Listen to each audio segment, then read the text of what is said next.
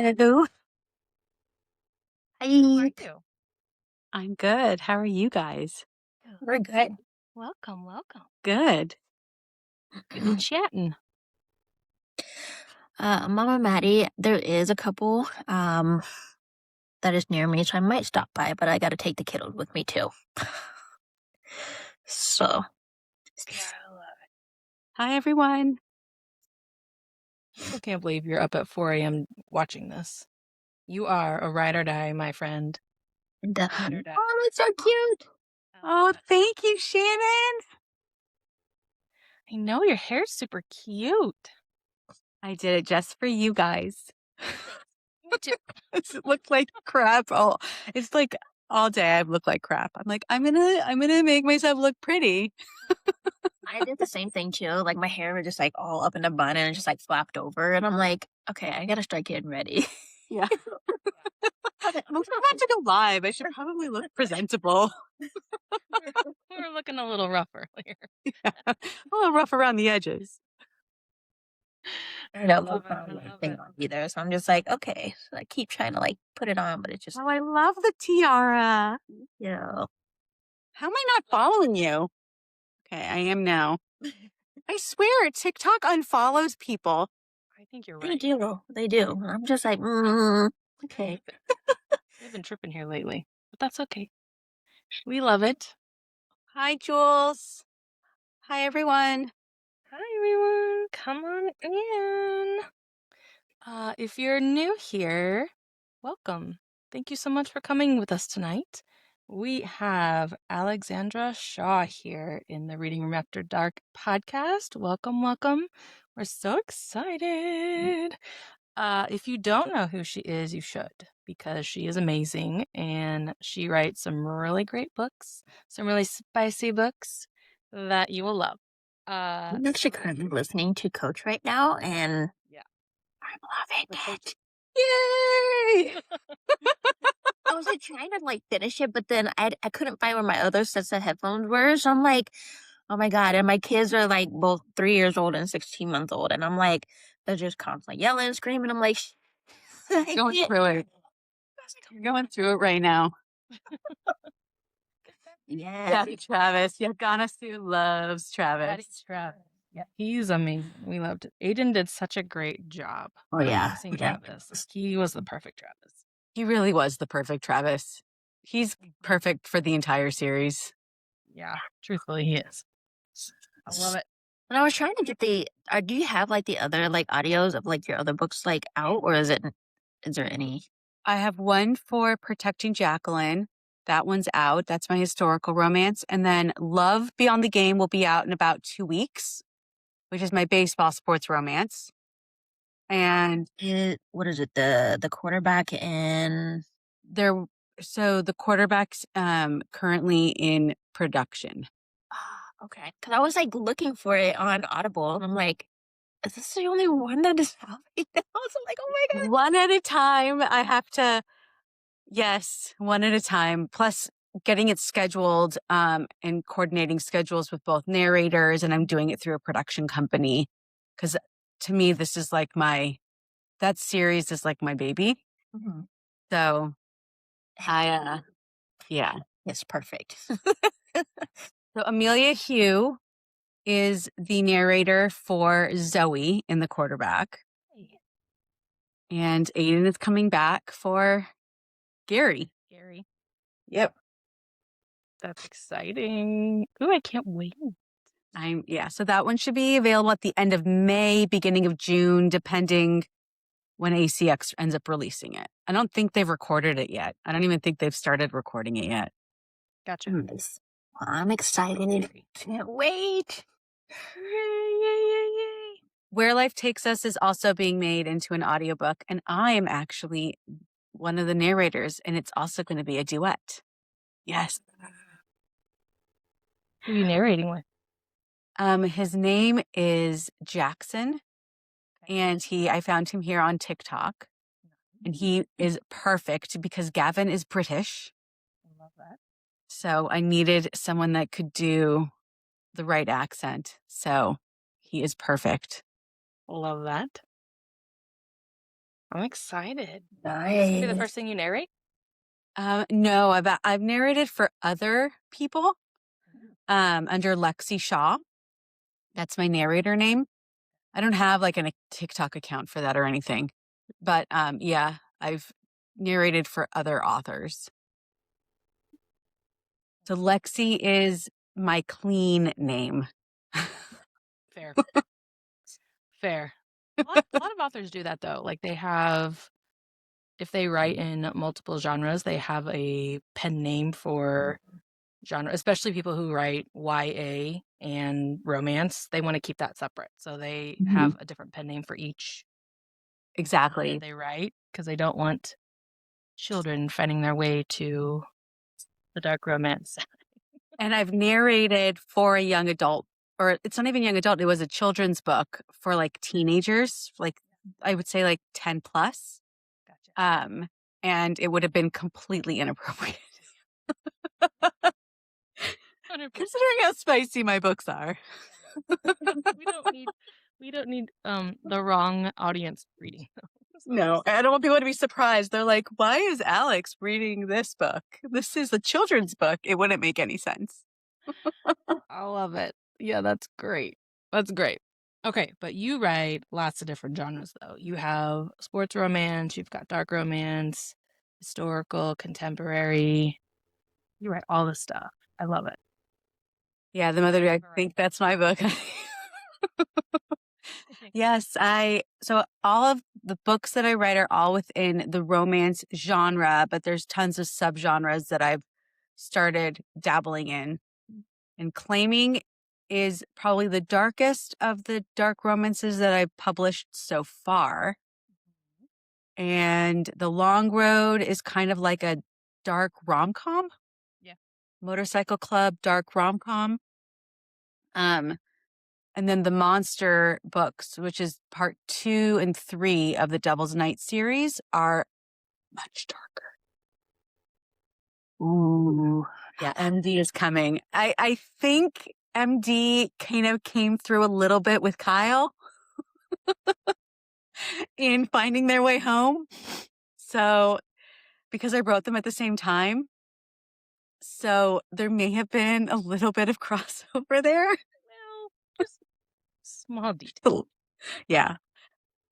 So Kyle's definitely dirty, but yeah. But you'll see with MD, like he's the most morally gray person I have ever I can't wait written. to dive more into his character and see what happens with him because I'm very curious. Yeah, you meet him in Claiming. Yes. I'm not calling, texting him. Donna. He's like, I want to be punished. MD is MD is controlled, unhinged. So he has a very specific moral code that is not like most people. So yeah, you meet him, you have no idea anything about him other than he's a doctor when you meet him in Claiming. You read Claiming, right? Mm-hmm. Yeah.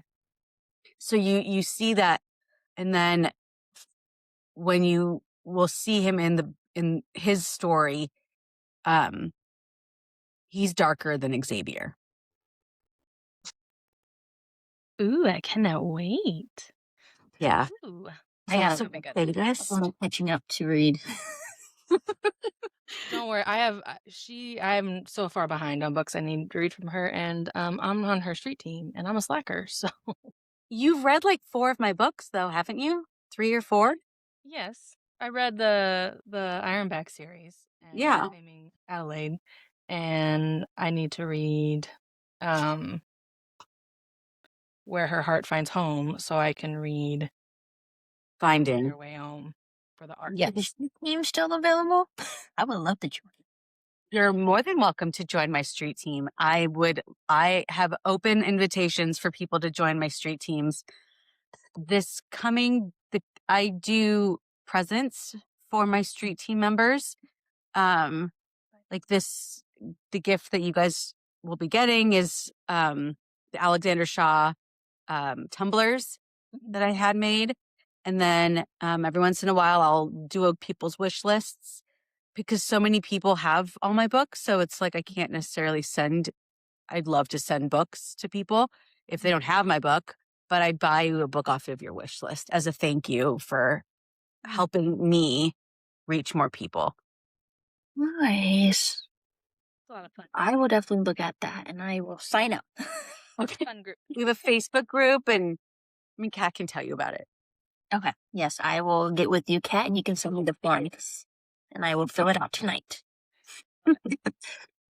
Yeah, Shannon has every single book, even ones that are no longer in print. So she has old covers of books that I don't even have copies of, but she does.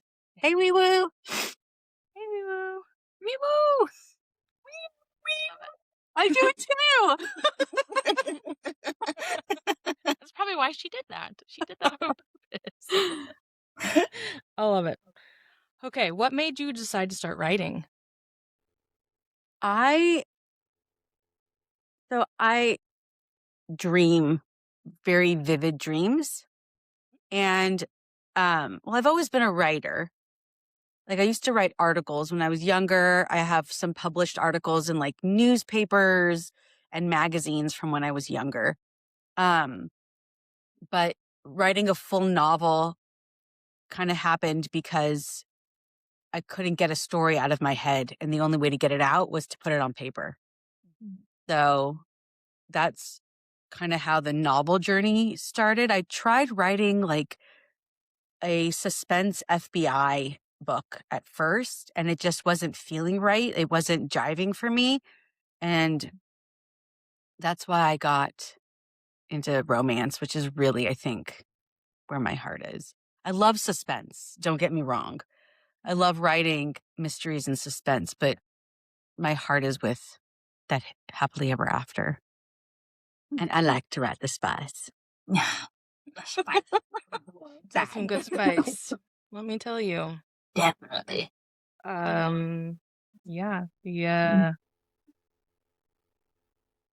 Your review for the rookie still lives rent free in my head. Does it? Yes. It was a treat. It was a treat. Because it was delicious. I loved it. I was like, it's like, yes, sir. Like that's get it. Get it. I love it. I love it. I love it. Okay. What is your process like when you're writing a book? What's your least favorite part? What's your favorite part? Of writing the book? Yeah. I don't outline. Like I don't sit. I do outline. Like Maciel, who's my editor, we have long conversations, and we'll go through the story and the plot and try to understand like what the motivation is and where it's going to go. But I don't sit down pen and paper and outline a story. Just wing it. So for me, it's like a stream of consciousness type of writing style. I dream the story, and then after I dream it, I put it on paper. I'm not woo woo. I'm not kooky. Like they like don't talk to me in my head. Like I'm not like, but they do talk to me in my head. Like I know they're not real, but to me, it comes out that way. So like Kyle's story, nobody was gonna let me get away with writing one book, apparently. So I never intend to write a series. It's always supposed to be one book, except Baron. Yeah, Baron is talking hard. Baron's like, screw you, I want my book. But Alicia hasn't met Baron yet. So I haven't met Baron yet. yes, you have. I have? Baron was like 4 when you met him. He's from the coach. He's Travis's son. I forgot that's what his name was. Yeah. Oh, I love when the Okay, kids. we can like talk about, like the books and everything. Like once after this interview is over, it's like literally gonna like fly over my head. So I'm gonna literally forget everything that we talked about. It's not a spoiler. Don't worry. You're not. I'm not going to ruin the book. Spoiler, like I said, it's just gonna go right over my head because I'm gonna forget. I love next gen series. Like Those are some of my favorites. Yes. That's because everyone's like, you wrote for his girls. Why aren't you writing for the rest of his kids? And I'm like, you're right. So Baron's story's already in my head. But I can't write it yet because I have to finish these other books. Yeah. So everyone's like, get in line, Baron. So Moss was like, you know, she's like, you have these other books you need to write that people are expecting. So you need to focus on those and then we can focus on the new series. Yep. But Baron's like, fuck, he won't stop being in my head. But yeah. I'm ready for my story. Please and thank you. Aww. Okay, do you feel like when you write your stories that you write yourself into the characters or people that you know into the characters?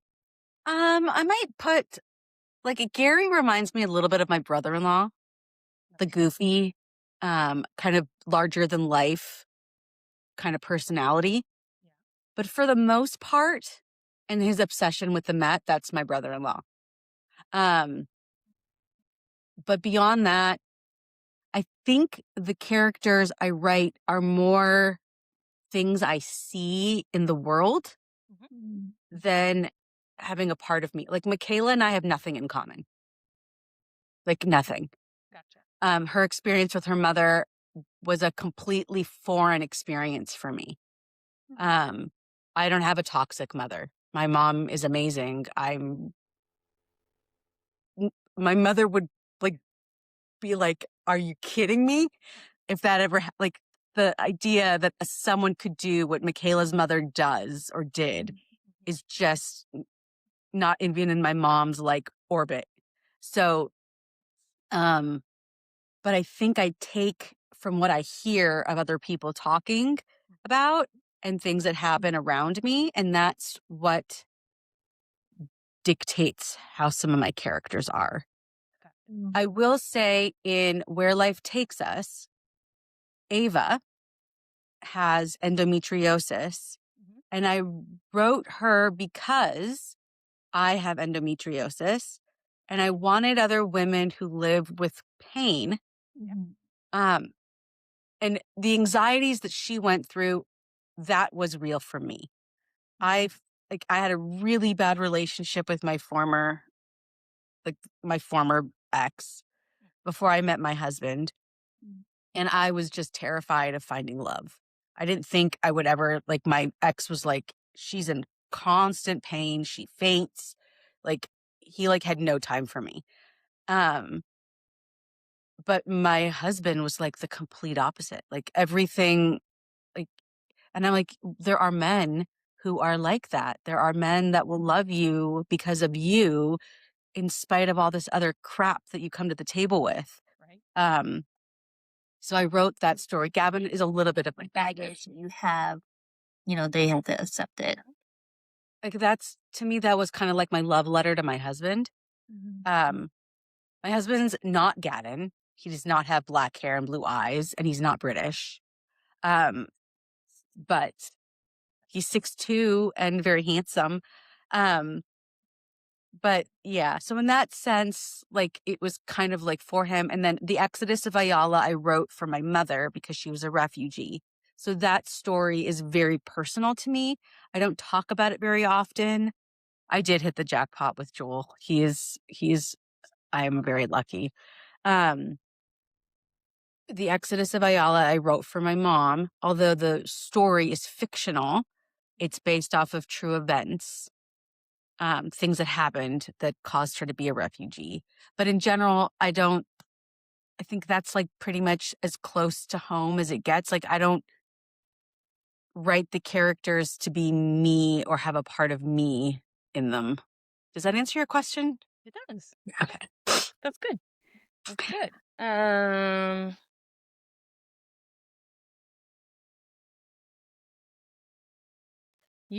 I'm touching on like the endometriosis.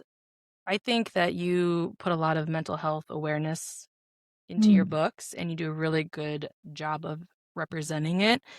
How do you handle like the triggering content that, that for some people that could be triggering, and how do you handle that? Well, I cry a lot when I write those books. Yeah. So when I wrote, there's scenes, I don't know where you are in the coach, but there's 2 scenes in the coach. Have they gone together yet? I'm at the part where Travis and Ella started back into his bedroom, where Okay. I wanted to talk to him, and he went and got like a glass of water and came back to the room because she wanted to tell like her story or something. That's the scene where I cried writing it. Okay. So you're gonna get to the part where I cried. I don't like trigger warnings in that for contemporary stuff because the way that I would write it, I feel like it would give the story away. But what I did for that one is in the acknowledgments and in the dedication. Mm-hmm. Um, I treat those in a sense as a trigger warning to anyone that reads it. So if you were to read that, which I hope people do, it makes it very apparent um the purpose of the book, right? So sh- I don't hide the fact that she had trauma. Mm-hmm. Um and I talk about in the dedication um that there's a cancer in college sports where athletes get away with these terrible behaviors. And that was why I ended up writing the book, was for those survivors who didn't get a voice. Um, the book was never intended to be written that way, but when um, a I interviewed a sports news um, personality. I don't know, like a journalist. I interviewed a journalist. Um, and that was one of the things that he brought up when we were interviewing, which is why I ended up writing about that. So I try to touch on it a little bit in like the acknowledgments or the dedication or in the book summary, but I feel like it's really hard to put certain things in a trigger warning like that. Yeah. Because it's like the essence of the character and their struggle. Um, so even with Zoe's story, she deals with body dysmorphia. That's why in the acknowledgement, I say the mirror is broken. Like if you look in the mirror and you're not seeing a reflection back that's you, it's because the mirror is broken, not you. So, because that's the dysmorphia when you're not seeing who you really are. I try to make it obvious without giving it away. Right. And the thing with body dysmorphia is that takes so many shapes. So what one person's experience with it is not at all the same, which is partly why I don't like I hate to say it, but people with body dysmorphia are terrible narrators. They are they just can't see because of the disease, they don't see themselves or the things around them necessarily as they really are. It's a virtue of the disease. So I chose not to show a lot of it in the quarterback, and you get to see it, what you saw in the rookie, through her sister's eyes, because Zoe just couldn't explain it or show it because she was in so much denial. Um, so I guess I try to show it that way and then in the acknowledgments, but it's a lot of crying when I write. Yeah. But again, like in my dark romance, that I have a trigger warnings page that's an alert because those are dark. And then at the end of the book, I put a list because there's some people that don't want it because they think it's going to ruin the book. Yeah. So I chose to do like an overarching read at your own discretion. If you want to know all the triggers as I see them, go to the back of the book and there's a list. Yeah. That's actually The way pretty to smart. skip the trigger warning. I've heard a lot of authors are starting to do that now. Yeah, I think that's probably smart because there are a lot of people that want to go in blind. Feel like if I'm listening to an audiobook, they usually read the triggers like right from the get-go, and if I'm not quick enough like to get to my phone to skip it, I'm like that just like ruined it for me. Like I just want to be surprised. Like cuz I thankfully have not had anything traumatic happen to me that would be a trigger for me. So I'm in a situation where I haven't found something that bothers me yet that I've Yeah, read.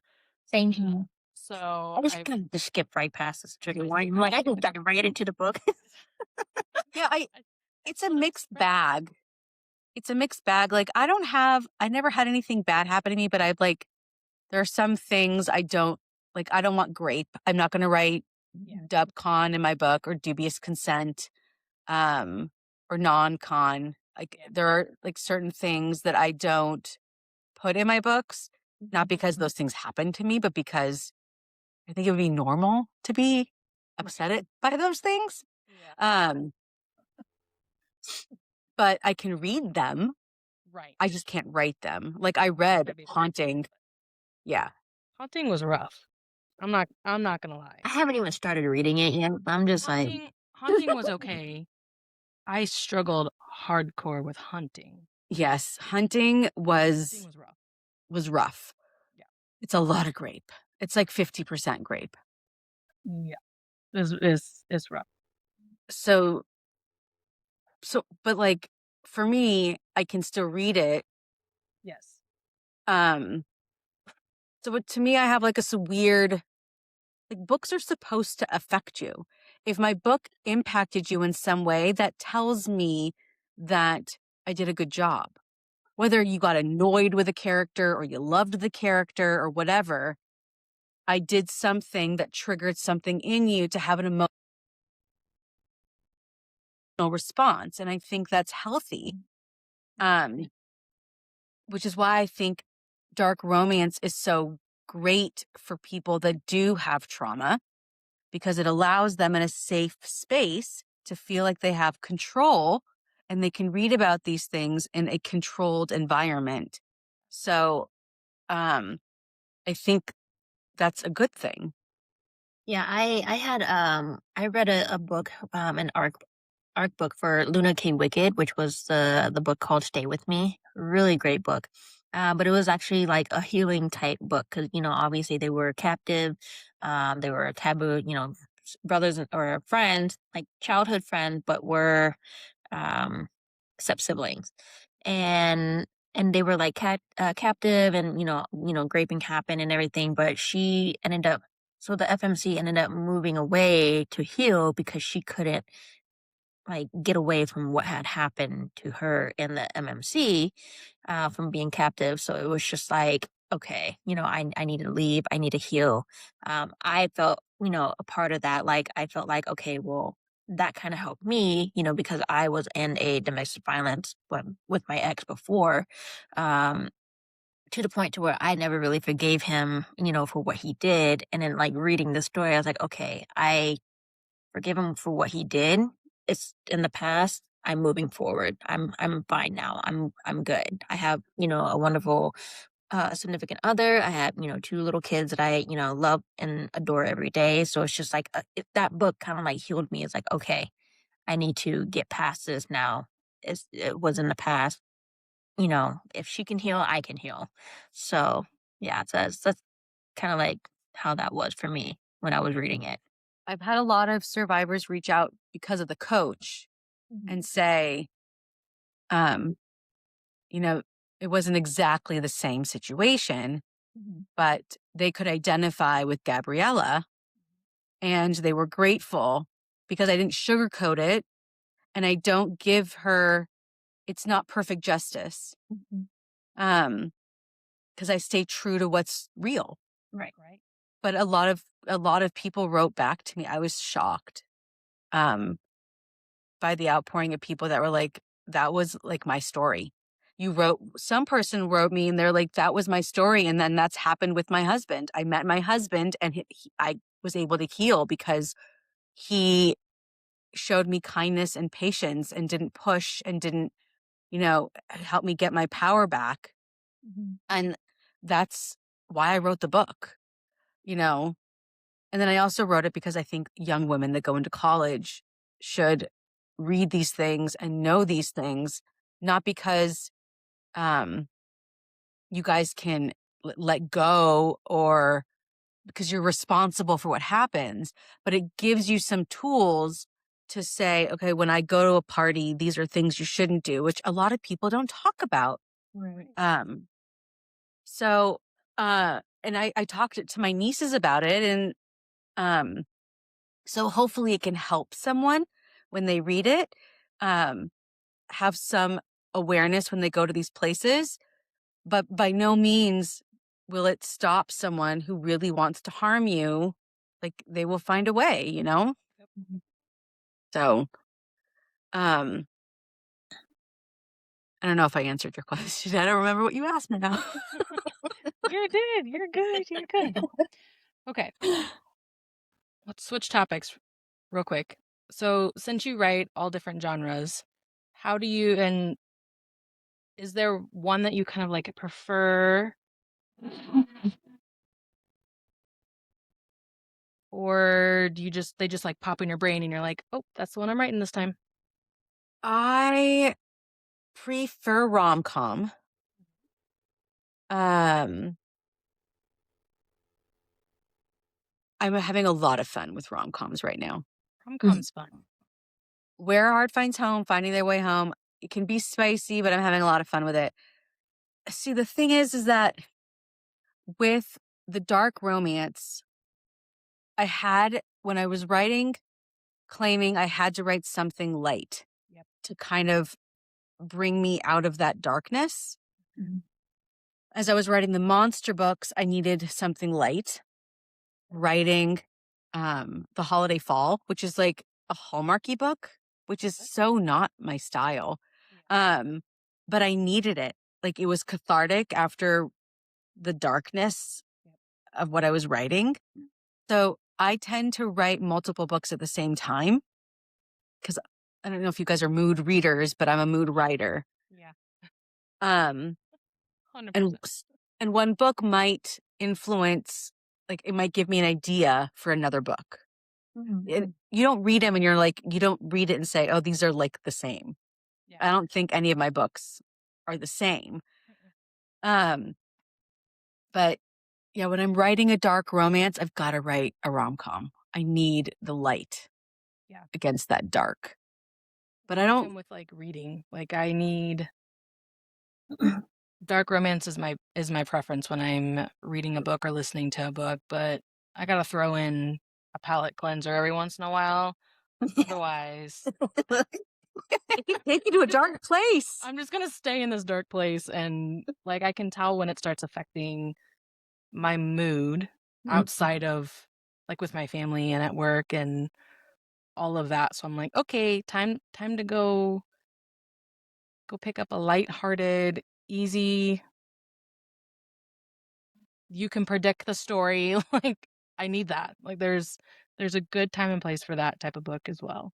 Yeah, I think the monster books are so dark, and he's a sociopath, but in like a very quiet way. And I've never written a character that dark before, and it was taking me to a very dark place. Yeah, Like, I bet. so, and like the research I was doing on the things that he does for a living, and it was just, yeah, I need light with the dark. Yeah. But even with my rom-coms, like, there's some, like, The Rookie was it wasn't, I don't even know if you would consider The Rookie a rom-com based on, No, but I wouldn't consider it dark either. no, it's not a dark romance, but it's definitely not it's definitely not, it was definitely more of like an emotional book, Yeah. which also took it out of me. Yeah. Um, Sure. I don't know. I love the writing. Like, my husband's like, "You're not funny." I'm like, "Well, apparently I am." Like, Someone thinks I am. some people think I am because they're buying the books. So apparently they're funny. I don't know what to tell you. There's quite a bit of what is it? Like some of like the saying of like certain, with like Travis and Gabriella, like some of the stuff that we're saying, I was like, oh my god, this is hilarious. It's like I was like literally repeating that same word like throughout the whole day. It's like in my head. I love writing banter. So the monster books are a dark romance. I call it The Monster Within because he's a sociopath, not because he is like Shrek. Um, but it's he he tries to conceal in the very beginning, he's concealing who he is. And then by book 2, he's just balls to the walls. Like, this is who I am, and you're not getting away from me. Like in the beginning, like in book 1, he's like, you shouldn't be with me. I'm not good for you. And then in book 2, he's like, F that, you're mine. And he embraces his darkness. So it's called The Monster Within and then The Monster Revealed. But there's all this other stuff that happens. My dark romances are not just the romance. It's all this other stuff that happens. So I'm going to turn claiming on its head.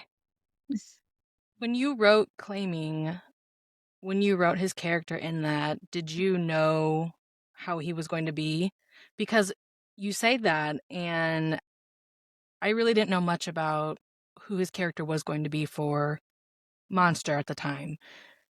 And I like picked up on, I don't know if you did it intentionally or not, but like I was getting like sociopath vibes from him, even though he was like a really nice guy in Claiming. And I'm like, because at first I didn't, it did not click that that's who was going to be in the next book, right? I knew he As was I was reading him, I was like, is he gonna be a psycho?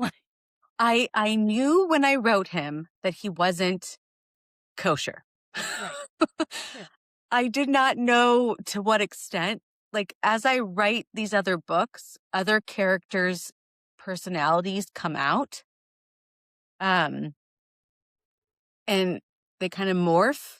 Like, I didn't know, but I knew he was dark. For him to be the MC's doctor, Sure. he has to be a little twist. And like knowing what they did for a living and all of that stuff. So he had to have some darkness to the extent of which I did not know until I wrote book 2. And again, that was the Devil's Knights were never supposed to be a series either. Yeah. But everyone wanted more books. So dark romance is very, very big. I didn't even know I could write dark romance. Like, it was a genre that I felt very, like, Claiming almost never happened. Like, I had written it and then didn't. So Shannon read it as a alpha reader, and too short. It's 450 pages. But the story isn't done, Donna Sue. But the way I had initially wrote it didn't feel right.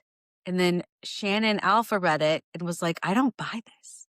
She's like, I don't like, she's like, I love the story, but I don't buy this. And she was right. So I changed the books. And that is when I felt comfortable publishing the one that you guys got. But I needed someone to tell me, Alex, you're missing the mark here. Like, it's Right. Try again. Yeah. Good. Well, I liked it. I enjoyed it a lot. It was very nice. I won't be writing another White Shoes. That was very hard to write. Was it? Choreography of those scenes was insane. I do enjoy White Shoes a lot, but sometimes in spicy scenes, I'm like, is that physically possible? Yeah, you're like I'm like trying, like, I don't know if you've read the Dance with My Demons series by Steph Macca. Unhinged is the first book. It's a White Shoes dark romance. I need diagrams. It's so good. Yeah. 100% Donna Sue, you need diagrams, especially like in Steph Macca's books. I'm like, is that how? Right. Like how? Right. How can The It's deep just like someone was bend that way? that on there, and I'm just like, I'm like, who can bend this Wait, way? that's I need to know. So Diva was messaging me during claiming when she was arcing it, and she's like, how does this work? She's like, I was writing it, and then I got out the stick figure. I'm like, you what? Diagrams. Draw it out. I need to see it. I'm like, that takes the fun out. And how do you do a picture of that? I spent a lot of time working on the choreography. Yeah. And it stops, those scenes stop being sexy and start being really work. Yeah. Convoluted. So I don't know. For me, when it's that many people, it's a lot. Like, Yeah. it was just a lot. So I, yeah, I will probably have books where they might have like another partner come into the mix, but I won't be writing another Why Choose. Yeah. Well, you did a good job at it. Thanks. Enjoyable. We did get a question in the comment. It says by monster books, are you talking about horror books or like monster dark romance? So dark romance, but it's the monster as in his like his psychology, his inner beast, not, so like in claiming, Xavier calls his dark side a beast. So he feeds his beast, but it's not like it's not a fantasy, a shifter type of romance. It's more that inner part of them. Mhm. So Jack, is that a nod to Jack being bi? You're not gonna see Jack sharing in the Montgomery Ranch series. I don't feel like that is right for that series. Mostly because Randall is a little too, you'll have to read the books, but there's a reason why that's not going to happen in that book. So every story has its own, like everyone's different, but yeah, Jack is bi, Randall is possessive. Yes. Randall is daddy. So you're going to see there's going to be different stuff. I love it. I'm already on chapter 30 of book 3 already. So that book is coming to me quick. That's good. So when you write, like, does it kind of throw you off because you have like so many, like different books that you're wanting to write, and like, does it kind of like throw you off? Like, okay, hey, I have this book, and then next thing you know, there's another one that comes to mind, and then you start writing that one. Does that kind of like mess you up when you're writing? No, because eventually one of the books will take precedent in my head. Okay. Like right now I need to be writing The Monster Revealed. Okay. But Jack and Randall's story is taking precedence in my head. I might finish that book before I finish The Monster Revealed. There are 4 chapters left that I need to write in The Monster Revealed. And I think part of me is resisting it because I know those are very dark scenes, and my fans are very demanding. They are. I've already had people that are like, okay, I'm ready for book 3. Like, I have just started writing it. And then I have to have it edited, and then I have to it's not like I'm going to put out a book that's not in a, yeah. But like with The Monster Revealed, when it's darker, it takes me longer because I have to get my brain into a space where I can just write it all out. And the rom-com stuff is much easier. And I think I'm self-prepping. And yet you say you don't feel like an author. Look at you. Thank you, Donna. Yeah, for me, it's that hard, um, it's the harder scenes I have to get into the right headspace to write it. But that's partly why I have to write multiple books at the same time. Otherwise, I won't be able to do it. Does that, like, I have to work myself up. Yeah. I love it. Do you have a favorite character from your series? I don't have a favorite character, but I now have officially got a favorite scene. Kat, you are gonna love finding their way home. I love it. There's a scene where Kyle is punishing Tiffany, and it is just Am I going to be in for a treat? oh, it is a treat. I am so for that. It is a treat. So if anybody wants to read it, the link to finding their way home to the free book right now for the arc is linked in my bio. So people can pick up a copy if they want. It is book 2, so Where Our Heart Finds Home is book 1, but um they're independent standalones, but it is a found family and very much a community book. So all the characters come back and you get to see how other characters are evolving. So you get to see Kane and Michaela again. You get to see all of it. So it's not like one book ends and then you never reconnect with them. There's connections to each of them, but they're independent stories. Love it. Someone in the comment had asked, do you self-publish? All my books are self-published. Love it. And they're all available on the Zon, BNN, and then on my website. Scene is the reason I would not be calling. Yes. Just asking for more. Yes. We like the punishments. Look, Yes, we do. we do. We do. That is true. That is why you're in for a treat. I don't even know where some of these things came from. Like, I don't know where my brain was like, oh, this sounds like a really good idea. Let's put this in a book. Like, so you're going to read this stuff, and I'm just going to say right now, it was fabulous. Thank you. I haven't read this in another book before, so I'm sure it's out there, but I haven't read it yet. So I'm just very excited that I did something different. I love it. I can't wait to read it now. Me too. I need to hurry up. So while like Where Our Heart Finds Home is like a 2.5 on the spicy scale, Okay. I would put Finding Their Way Home on like the 3.5 to 4. It is Ooh, way spicier. I love Like it. way spicier. Speaking my language. Why am I so spicy?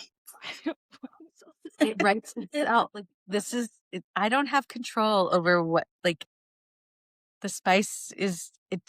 And I don't add spice where I don't feel like it makes sense. Right. Because you So, can like- tell when people do that. Yeah. It's not, to me, you feel like it's like that's forced. Right. Like it has to be part of the story. It can't just be like, oh, I haven't written a spicy scene for 5 chapters, so I'm going to write one. Right. Right. So, Yeah, I feel like your spice scenes do just they're just natural progression in the book. So And it just kind of Go goes, it goes with the flow. Like it's just going with it. I'm like, ooh, because when I was listening to the coach, I'm like, okay. the coach is definitely a slow burn but like it makes sense because she's an SA survivor. If he had just hopped in the sack with her, that wouldn't have made sense for her character, right? Mhm. But when it's spicy, it gets spicy. Like, Definitely spicy. yeah. So he was such a great MMC for her. Like he was just like the perfect counter. Like he just didn't give a shit. He just was like, I'm gonna say what I'm gonna say, and you and I are gonna talk it out. Well, really kind of like when me mad was Alyssa, the nanny, was like, she kind of like pissed me off. I'm like, girl, go get out of here. Like, no one likes Alyssa. Talk about like feeling the emotions. As soon as like I started reading her, I was like, not gonna like her. And Yeah. then it kept going, and I said, yep. Yeah, she would kind of like, give him like an attitude towards Gabrielle. Why? Like, oh, I don't like you now. See, for me, like, I turned the nanny trope a little bit on its head in that one. And then I loved how self-deprecating she was. Like, there's a scene where Gabriella's like, I'm like the friend on the sitcom. Like, I'm the fat friend that's like really, I'm pretty enough to be on the show, but not the main character. Yeah. Like, but she is the main character. And I wanted that to be, Yeah. like, Yeah. and then Alyssa's like who you'd think would be the main character. She's the tall, svelte, beautiful woman, but I wanted to turn it around. Like, I wanted the curvy girls to have a turn. Right. And they deserve it. And she's not unhealthy. Like, just because she's curvy, that was like the whole point of it. Like, and I loved how Travis was like, I want my girls to grow up knowing that they are beautiful regardless of their size. Like, you, and as a parent myself, you want to instill these things. Yep. Like, I was at dinner at my sister's, and my sister made a comment to her daughter about the amount of food that she put on her plate. And mind you, my niece was not going to eat half the things she put on her plate. Yeah. But whatever. Like, let her put the food on her plate. And so my brother-in-law, so it was there were two of my sisters. So it was my brother-in-law talking to his sister-in-law, my sister. And he's like, none of that in my house. He's like, women have enough issues with body image. You don't need to put that on your daughter. And my niece is 16. He's like, so don't put that on her. If she wants to eat the food, let her eat the food. Like, my niece is healthy. So, like, that's what we're like. I want more of that in the world than the people who are, and my sister, like, I get it. It was very much a part of me growing up, which was you know, you got to be skinny. You have to be skinny. You have to be skinny. Mm-hmm. And like, after I had my daughter, my mom was like, maybe you should lose a little bit of weight. I'm like, I literally just had my daughter. Like, and I feel like a lot of women feel that way. And it's like this unnecessary pressure. And I'm like, I'm never going to be size 0 again. Like, that, my body changed. Like, my hips are, yeah, like, and you don't look like that, Mom. Like, come on. Right. But like, I feel like women need more Gabriellas in the world. I really like Gabriella. I did too. It's like kind of like a motivation, It's like, okay, well, I don't like, I look the way I am, but at the same time, it's just like, I wish I could, look skinny, or whatever. But it's like, I'm a mom. I had 2 kids, so I'm gonna, love the way how I am and just go with that way. And then I tell my mom this all the time because I try to get her to go out. And she's like, I don't have nothing to wear, or my stomach is, is too big. And I'm like, Mom, I said, you're beautiful the way you are. So no matter what you are, you're you. That's just how you are. No one cares. Well, no one's Like, if you go out, like, no one's going to look at that. Cheers. Like, honestly, like, you're the worst judge of yourself. No one is noticing that stuff. Like, all the little things about your body that you don't like, no one else notices. Right. Unless you say it. But other than that, like, that's why I try to tell her. I'm like, Mom, it's like, you need to go and get out there. You need to, like, go have fun, enjoy yourself. And cause she's 46 and she's just kind of like cooped up in the house. I was like, no. I said, if I have you move down here, we're going to go and do all kinds of different things. Regardless of, you can't find clothes, you're throwing on clothes. Whatever doesn't fit, oh well. So, yeah. I really, really love Gabriella, like the way how her character is and stuff. So, You'll love Zoe. Well, you'll love Charlie. mhm. Charlie has a very, like, Charlie embraces her curves, Mhm. and she's got other issues, but body confidence is not one of them. Like, she accepts her body the way that it is. It is the way that it is. And the man she's with loves her curves. And she, like, and I think that's because when you have women in your life that accept themselves and show you what it's like to have self acceptance, they teach you that, right? Because hating your body is taught. Like, all that stuff is taught. So, in my opinion, and from what I understand of it. So, if you're taught to love your body, to give it healthy food and like to I call it brain food versus fun food. I don't tell my kids they're, eating junk food. I want them to enjoy it. I don't want them to feel guilty. There's no cheat days. Right. Like my kid is freaking 8 years old and 5. Like there's no cheat days when you're little, but I want them to eat, you got to eat your brain food before you have your fun food. So I feel like if you teach it when they're younger, then when they're older, that doesn't happen. So, but situation was different because she's a dancer. And that pressure, as much as we want to think it's not there anymore. I was talking to my other sister about this. Her daughter's is in ballet. And my sister's like, she's never going to be a prima ballerina because I don't want my daughter to do that to her body. Right. She's like, I'm just not willing to put her through that. Yep.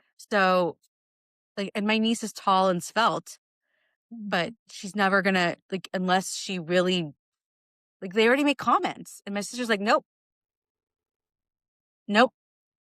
So I know they talk about women and the changing and the evolution of that, but it's not as much as we would like, Right. So, but I think it's taught, and I don't know, like, it's not political, but it's like, I don't know what you would call it, but it's like a slant in my books that I take because I want body positivity. Yeah. And that's how it should be, like I don't want like for someone that is reading it that is curvy and, like think like read other books and it's like, oh, you're skinny and this and that. And now it's just kind of like, okay, well, why am I reading this? I mean, I get it, most people are gonna read it and stuff because it's a book. But at the same time, there's gonna be some people that are like, in that mindset where it's like, well, I want to be skinny now. I want to be like this FMC. Um, why can't I be like her? How can I be like her? So That's the it's fun is what pretty is, right? Like, oh, she's pretty because she's skinny. Well, she didn't have to be skinny to be pretty. Like, women come in all shapes and sizes. I have one FMC that's 5 feet tall and one that's 5'6". And when you meet Lottie, she's like, I'm not the president of the itty bitty titty committee, but I am a reigning member. Like, so like women come in different shapes and sizes and they're beautiful regardless of their size. And I don't know. I want, it doesn't mean like if you're unhealthy, and I'm not trying to like say that you don't have to go to your doctor if you're unhealthy and all of that stuff, but like you can be beautiful and not be a size 0. You can be beautiful just the way you are. Yeah. God made you as how you were born. And I feel like more women, like, you want to see yourself a little bit in these characters. And like, they can't all be 5 feet tall. They can't all be a size 0. They can't all have double D boobs. Like, that's not reality. So I think a lot of books are moving towards what real looks like as opposed to um, this image of perfect. And yeah, I have other books where like Raquel in Where Art Finds Home, she's freaking gorgeous. She's like, they call her the Dallas bombshell because she's tall, blonde, and beautiful. Well, that exists. So that's a part of my world, but that's not every character. And that can't be every character. Right. Right. That's though I'm not gonna lie, I picture myself as every FMC. Doesn't matter what they look like. You do? Yes, I do. I love it. Yes, I do. I never Yes, said I am. you do, you boo. I love it. Literally, I don't care if they have blonde hair. No, they don't. They have whatever current hair color I. But I love that because it doesn't matter. That's why I don't go into explicit detail about what my characters look like. Like at the same time, like you have imagination. I can give you some details. Like I gave some details about Kane, right? Or you haven't read Where Her Heart Finds Home yet, but like Xavier, other than his tattoos, which I go into like explicit detail because That's part of who he like, is. yeah. Yeah. But like, and then the fact that he's like this huge dude. But like for the most part, you get to decide what they look like. I don't need to go into explicit detail about the shape of his nose and like Right. Mm-hmm. You the got shape like of his baggy hair or fade cut, tattoos all on the arms. Like that's all they really need to know. Well, with the MC books, the tattoos are very much a part of the culture and very much a part of their identity. They all have meaning. Yeah. So for Xavier, like I went into explicit detail about the tattoo on his back Mm-hmm. and like how it looks on his like arms but that's because that's an image I wanted you to have Right. Right. to see how he sees himself in a sense. Mm-hmm. But like I don't know, like that other stuff, like to me, it's like you have an imagination. I'll give you some information, but I feel like if I put a guy with blonde hair in a book, if you want an MC that has black hair, you're going to picture him with black hair. Yeah. So, like, does it matter what I give? Like, what the coloring is? I don't know. So, No, to me, I just kind of just imagine myself being the FMC and just like going along with the book and just kind of imagining it and picturing it like, ooh, okay, like you can do that. It's nice because when I read, like it's like a movie in my head. Like I Yeah. see, everybody's like I see it. But look, when you get a good MMC, he just kind of like transfers into each book. Just Yeah. a mental image of him. It doesn't matter. I thought people Travis would be like, Troy is like, I thought that they would love Troy. And people are still like, no, it's still Travis. Troy gave Travis a run for his money, though. In my humble opinion, he sure did. I don't know. There's just something about. I think it's like Travis's confidence and just think it's just the character, the way how Travis is, like as his character. Like he's like a gentleman. He's very, like he's a dad. He makes sure that his kids are taken care of, and teach them the right thing. And then of course, trying to like find the right woman to be with him. And it's like I don't know. I think it's just because of that. For me, it's just like just the way how his character is, how he's a gentleman, and the way how he was taking care of Gabriella when she was sick, and so forth. That's just what really got me. yeah. I think he also has experienced life, and you'll learn more about what he's experienced in the Rookie. Mm-hmm. Yes. So you get to see why, like he is just like Troy has the potential to be Travis, Oh yeah. like in the future, but Troy's too young to be Travis Right. because he hasn't Yeah. lived Just yet. has that maturity of Right. having the experiences, and Troy. I'm gonna tell you, if you do a next gen, Troy may just be right up there with Travis again. Just saying. Troy will be making an appearance. They are going to all come back in Baron's book. And Quincy will make an appearance. I think it said he's older since I'm older is easier for. That makes sense. I think, well, but you didn't feel that way about Kane. You picked Troy over Kane. Well, because the Rookie's not an age gap. Mm-mm. That one was more age, like they were on the same. He's old. He's a little bit older, but not enough to like. It's not an age gap in my view. Right. Yeah. No, not at all. But I think it's because Travis experienced, like he is older, but he's got this calming sense about him. Like he's just like even when Gary was going through his stuff, which you haven't gotten to yet. Travis stays calm. Like he's still able to like process things and listen. Yeah. He's like what I think every man should be. Like, in my view. Mm-hmm. Facts. Yeah.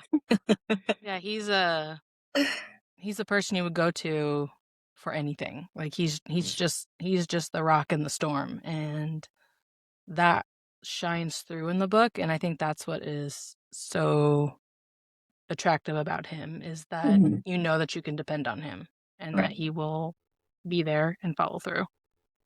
100%. But they're not like it's still not easy. Like he has issues. Oh yeah. He gets like he's not perfect. No, he's not.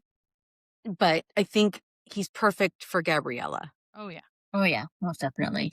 Yeah. Just from what so far, like yeah. He's good. Yeah, he is. We do love Travis. Yes. But I love Kane. I love Kane because he's just so sad. He's a totally different character. Like he's just and Michaela is so feisty and she puts him in his place and she makes him not take life so seriously. I feel like sometimes that's good too. Mm-hmm. Like to have a character like gotta be a balance. Yeah. And she goes through stuff, but like he's a grounding force for her, but he's also so freaking serious. Like just get the stick out of your ass and like, chill out a little bit. Kane is older. Kane is in his 40s. So because he's the oldest brother. That's why in Finding Their Way Home, it's really funny because there's a scene where Kendra and Michaela, it's Michaela's bachelorette party. And Kendra is like, Michaela makes a joke because the mom tried to set Kane up with Kendra. And Michaela's like, you could be the one sitting here right now. And Kendra like spits out her water and she's like, what are you talking about? And Kendra's like, I'm too old. Like, she's like, I'm too old for him. She's like, you're right. You are too old for him because Michaela's 23 and Kendra's in her 30s. She's like, I wouldn't have been right for him. I'm too old for him. That is I think that's one of the larger age gaps that I've ever written in a book. That or the one with Gary and Zoe. That one might be the biggest. I don't know. I haven't really counted. I love an age gap romance. I don't care. I do like age gap romances. They're really good. I like them too. They're nice. Oh yeah. I do enjoy them. Look, there's not much that I don't like when it comes to the romance genre, so is there a trope that you don't like? Yes. I do not like the cheating trope. I won't read it. I don't. And that's probably like if I'm ever going to look at a trigger warning, I'm going to scan it to see if cheating is in it, because if it is in it, I won't read it because I don't condone with the cheating. Yeah. No, I'm not a big fan. That is one of my so I listened to an audiobook and the cheating trope was present and it just makes me uncomfortable and I don't want to read a book that makes me uncomfortable in that way. Like it's hard for me to root for people I don't like. Yeah. And that makes me not like it's like grow a pair of balls, break up with the person. Yeah. Like cuz that's how I feel like in life. So the cheating trope is the only time I will put a caveat on that. The only time that I can read it, and it usually happens in the mafia romances where the MMC and the FMC, she's married to like an old mafia don who's beating her. Well, that's different. Not nice. And the real MMC and her get together. Like that's the only time where like cheating kind of comes in that I'm like, okay, but because he's like saving her from that. So I can justify that in my brain. But if it's just like regular cheating, no. I can't do it. I can't. Yeah, I wouldn't be able to either. It's just icky. Like it gives me the ick. Right? Out of everything. And I've read some really dark things. Really I icky will. dark things. Cheating is the one that gives me the ick, and I'm like, ugh, no, can't do it. Yeah, I think for me, yeah, it doesn't. I don't understand why it's like just break up. Yeah. Yeah. Like Like what? I don't understand like why it has to be in the book. Like to me, it doesn't add plot to it. It just annoys me, and Yeah, I'm like, why? What's the point of this? Right. unless it's like I don't. I don't mind the cheating. I don't mind cheating if the girl is like was cheated on by someone and Right. they're like in Where Her Heart Finds Home, Michaela is cheated on. Right. She doesn't end up with the person who cheated on her. Right. So like it's part of the like her arc. Yes. So I can do it in that context, Right. but I don't like it when the people cheat with each other. Yeah. I don't like just Yeah. it's different. It is different. Like where it's part of the plot. Yeah. Yeah. That and I don't like mouth spitting. I will DNF a book real fast when that's Yeah. mentioned. Oh, I'm like, no. Gross. That's sort of like that doesn't bother me. That's an ick for me. I can see where it's an ick though. Like it. Yeah. Yeah. I think the first time I read something like that, I was like, well, that's different. I'm pretty sure if someone tried that with me, I'd be like, no, No. don't No. do that. But I can read about it. So icky to me. I'm like, no. No. I could see where that's icky. Yes. It was like every time I like read it, I'm like, oh, Yeah. okay. No, Just like keep reading. spitting stuff in general is gross, Yeah. but it doesn't make me stop reading the book. No. I just don't like it. It's gross to me. I'm like, if it makes me want to gag, I don't want to read about it. That's fair. That's fair. Look, there's some books out there that are just nasty. Just Super nasty. sometimes you're like, oh, ugh, oh I God. I think for me, because I'm so plot centric, Yeah. like I've read erotica, Mhm. but I still want a story. Yeah. Mhm. So like I have a hard time when it's just all like I don't know why I'm invested if there's no like like Right. there's an author Lexi Blake. I don't know if you guys have ever read any of her books. They're all BDSM. It's like I think so, yeah. I know um who you're talking about. they're it's like what 50 Shades wishes it was. Right. Because she's a good writer. In my opinion, like it's what 50 Shades wishes it was. Right. And like is a lot of sex. Yeah. But her books always have a suspense element or like a plot to them. So I'm engaged and like Right. You got to excited. be engaged with it. So I love those books. Like for me, those are like that's the kind of erotica that I would like to that I will read. Yeah. But I have to something has to be in it that makes it interesting to me. Yeah. You got to be in the mood for it. And you gotta relate to it, and you gotta be able to engage with it. Because if you're not engaging with it, then I don't. I get bored, and then I don't want to read it, and I'll struggle through it. I haven't read a lot of books lately that have made me feel that way. I haven't either. Like I've like luckily enough, like that hasn't been an experience that I've had. And I think that's because I've been reading so much more indie stuff. Yeah. And I didn't even realize it was indie. Like I never looked at the publishers until recently. I'm like, oh, I read a lot of indie books. And I didn't even realize how many indie books there were. Yeah, I don't honestly I don't pay attention. If I like the book, I'm gonna read it. I probably read more indie than I do like trad published books. Just Bye, Donna Sue. Good night. just from the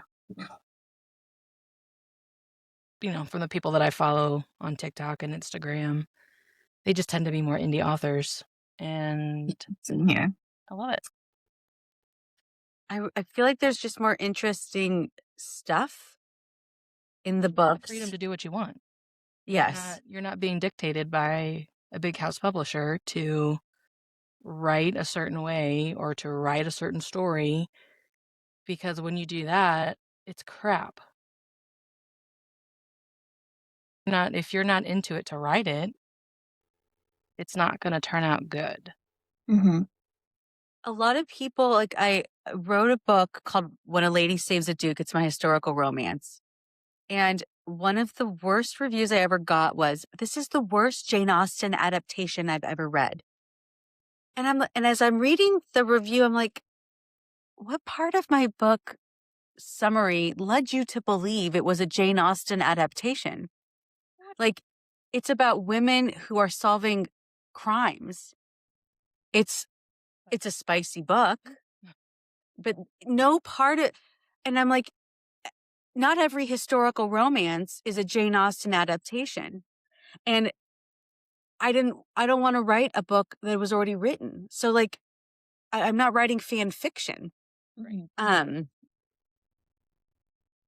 It was just like the funny, and honestly, like after that review came out, all of a sudden the pages read, like KDP pages read went up, Nice. because I think people were like, oh, well, why is she saying that about this book? And then like all of a sudden, like I got 100 reviews on it, and I don't even know how it happened. Nice. But I think it's because people don't want to read the same. Like if I wanted to read, you know, Great Expectations, I would read Great Expectations. If I want to read an Emily like Bonnet book, I would get that book. Why would I, like, I don't need to write it for you. You already have it. Right. That's how I like the stories that are like it's a whatever book retelling, and half the time I don't know what book they're retelling, but when I do know, I'm like I don't. Oh, I The think we have dark the same. romance retellings have been kind of awesome though. I will agree with that. Like Twist. Have you read that one? I haven't read that one, but I read Hooked by Emily McIntyre. I Mm-hmm. think that's her last name. That hers are all like the Disney villains retelling, and that those are pretty good. But it takes the story and it flips it on its head, Hmm. which is why it's, That I like. Like I don't. It doesn't need to be like redo it. Just that's why I liked Hooked. It was, you know, Captain Hook and Wendy hook up, and it yeah, was just a it flipped the it whole flipped it. story on its head. Yeah, That made it really interesting and unique. She right. didn't rewrite the story. No, right. She So made it her own. yeah. So for me, I think that's clever. Yes, it is clever. Whereas like a lot of the historical romances that you read, it's like, I've already read this story. Oh, Athena, you will love it. You need to read it.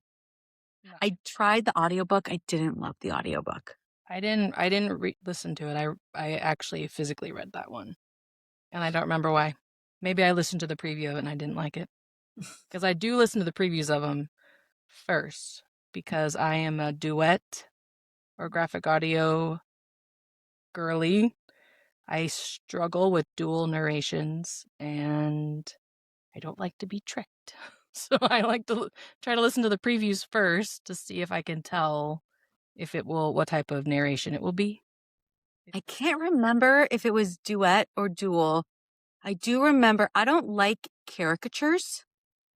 So like they clearly had direction to do something with the characters, and I just couldn't listen to it. Yeah, It was just, I felt like I was watching a play, yeah. and I just couldn't do it. There was one But that I that's, listened to that it wasn't Hooked, but it was a Peter Pan retelling, and Joe Arden narrated it, and I can't for the life of me think of what it was. And that's probably been the only, and I don't remember who. I think it was Maxine Mitchell did the I love her. female. And I love You love him. her. I love both of them a lot, and I did not care for the book at all. And I don't know if it's just because I didn't like the writing of the book, it just wasn't my thing, or it was too off base. He can be dramatic, but if he's given the direct, like I've listened to books where he's like normal. Yeah. Yeah, he was And then it, he was a little psycho in this one, which is normally like his strong suit, but Mhm. it was almost like a whiny psychotic, and I have a hard time with whiny characters, just in general. Maybe I that's can, because my kids are whiny, so I have a I was hard time with about to say that. whiny characters. because the direction that I gave my like for the coach, I'm like, I just want them to sound like normal people. Yeah. Like even when there's a person you don't like Alicia, I'm like, I don't want her to sound like a caricature of someone you don't like. Yep. Like she's still normal. Yeah. She's just a bitch. Like, Yep. but like you figured that out by her behavior, not by the sound of her voice. Right. Right. Because that doesn't exist in the world. Like you're not going to know that the person's like, and I didn't want people to know that. Right. She opens the book. Right. It was intentional. Yeah. So I'm like, but I know people that really love those dramatic readings. Yes. Yeah. But I also think that has a place in it with a certain genre and a certain, Yes. like, I didn't think it felt right for a sports romance. Yeah. Oh yeah. Yeah. So I gave the Really same. good too, Athena. I love it. I just And then I finished went- Twisted Pawn. Oh, I need to read some more LJ Shin. I haven't read the newest books that she came out with. I think it's a woman. Yeah. LJ Shin's a woman, right? Yeah. Okay. I know. I thought it was a male too. I was like, wait a minute. She's a woman. Until I followed her on Well, Instagram. at least she's has an account that has a woman on it. I guess you could always there's some, male writers who have a woman that front. I've seen that before where they have like pictures and videos of women trying to trick people. So they don't want them to know that a male writes it. I get that. But I think that men could write romance and a lot of people would buy it. Look, I don't know if you've ever read anything by Jagger Cole. He writes mafia romance. You're going to need to send me some of these books. Oh, I will. He is he writes some dark stuff. But Nicholas Sparks is a little too when I need something wholesome, I'll read Nicholas Sparks. yeah. He's a little too sweet. Yeah. He's a palate cleanser for me. And there's no spice. Yeah, there's not. I like my books spicy. But I have read I've read 3 of his books. Not gonna lie. I used to read Nicholas Sparks a lot in high school. I read V.C. Andrews. I don't recommend those to young people. Yeah. He's made bank. Oh my God, he's totally made bank on it. 100%. Oh yeah, he has. I completely. Look, I love me a good Hallmark movie.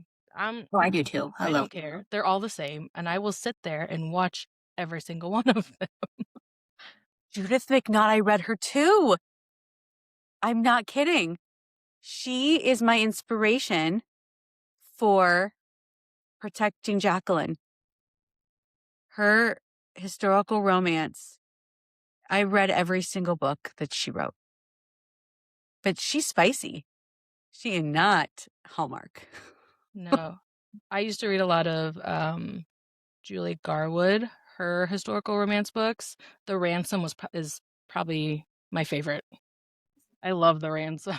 I do too. I love all those books. There was just something about it. I don't like, and I'm not a big historical romance person, but that's what I grew up reading was historical romance because that's what my mom always had. So I would just steal her books. But The Ransom is probably one of the ones that I still reread today. And there's just something about him he was like a dominant badass. And that is the type of character that I have loved through and through. Yes. Yes. So Judith McNaught passed away in the 80s. Really? She passed away in a car accident. So that's why she's not bringing out any more books. Judith Garland, I don't know what happened to her. I think she passed away too, within the last, I think, 5 years. Okay. Yeah, Judith McNaught is in the 80s. Those books are old. So my favorite book, like if I need a hug, I think I've read Almost Heaven probably 20 times in my life. When I say I'm obsessed with Judith McNaught, I am not kidding. Like she is the book I will read. So Jason in Almost Heaven is kind of my inspiration for Colin but I made Colin more neurodiverse. Yeah. Where he comes across like a very unemotional and he's with a girl who's very emotional, but she helps him feel his feelings. But yet I love, those books were that Almost Heaven was my favorite book of all. It is my favorite book of all time. Yeah. And no one reads historical romance. But if you're going to try some, read hers. There's some that are really good.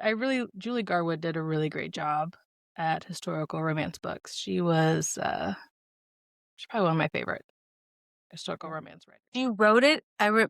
Julie Garland or Judith Garland wrote it didn't seem like it was almost like reading a contemporary book. I didn't feel like it was hard to read. Like it wasn't like the British English that was like right from that time that made it hard to read. Right. Like I felt like it still read like a contemporary. Yes. They were easy to read. Yeah, they were good. I like them. I liked them too. It's good. I love it. I love it. Okay. You've like answered all of my questions just by chatting. So I love that. Thank you. Love an organic conversation.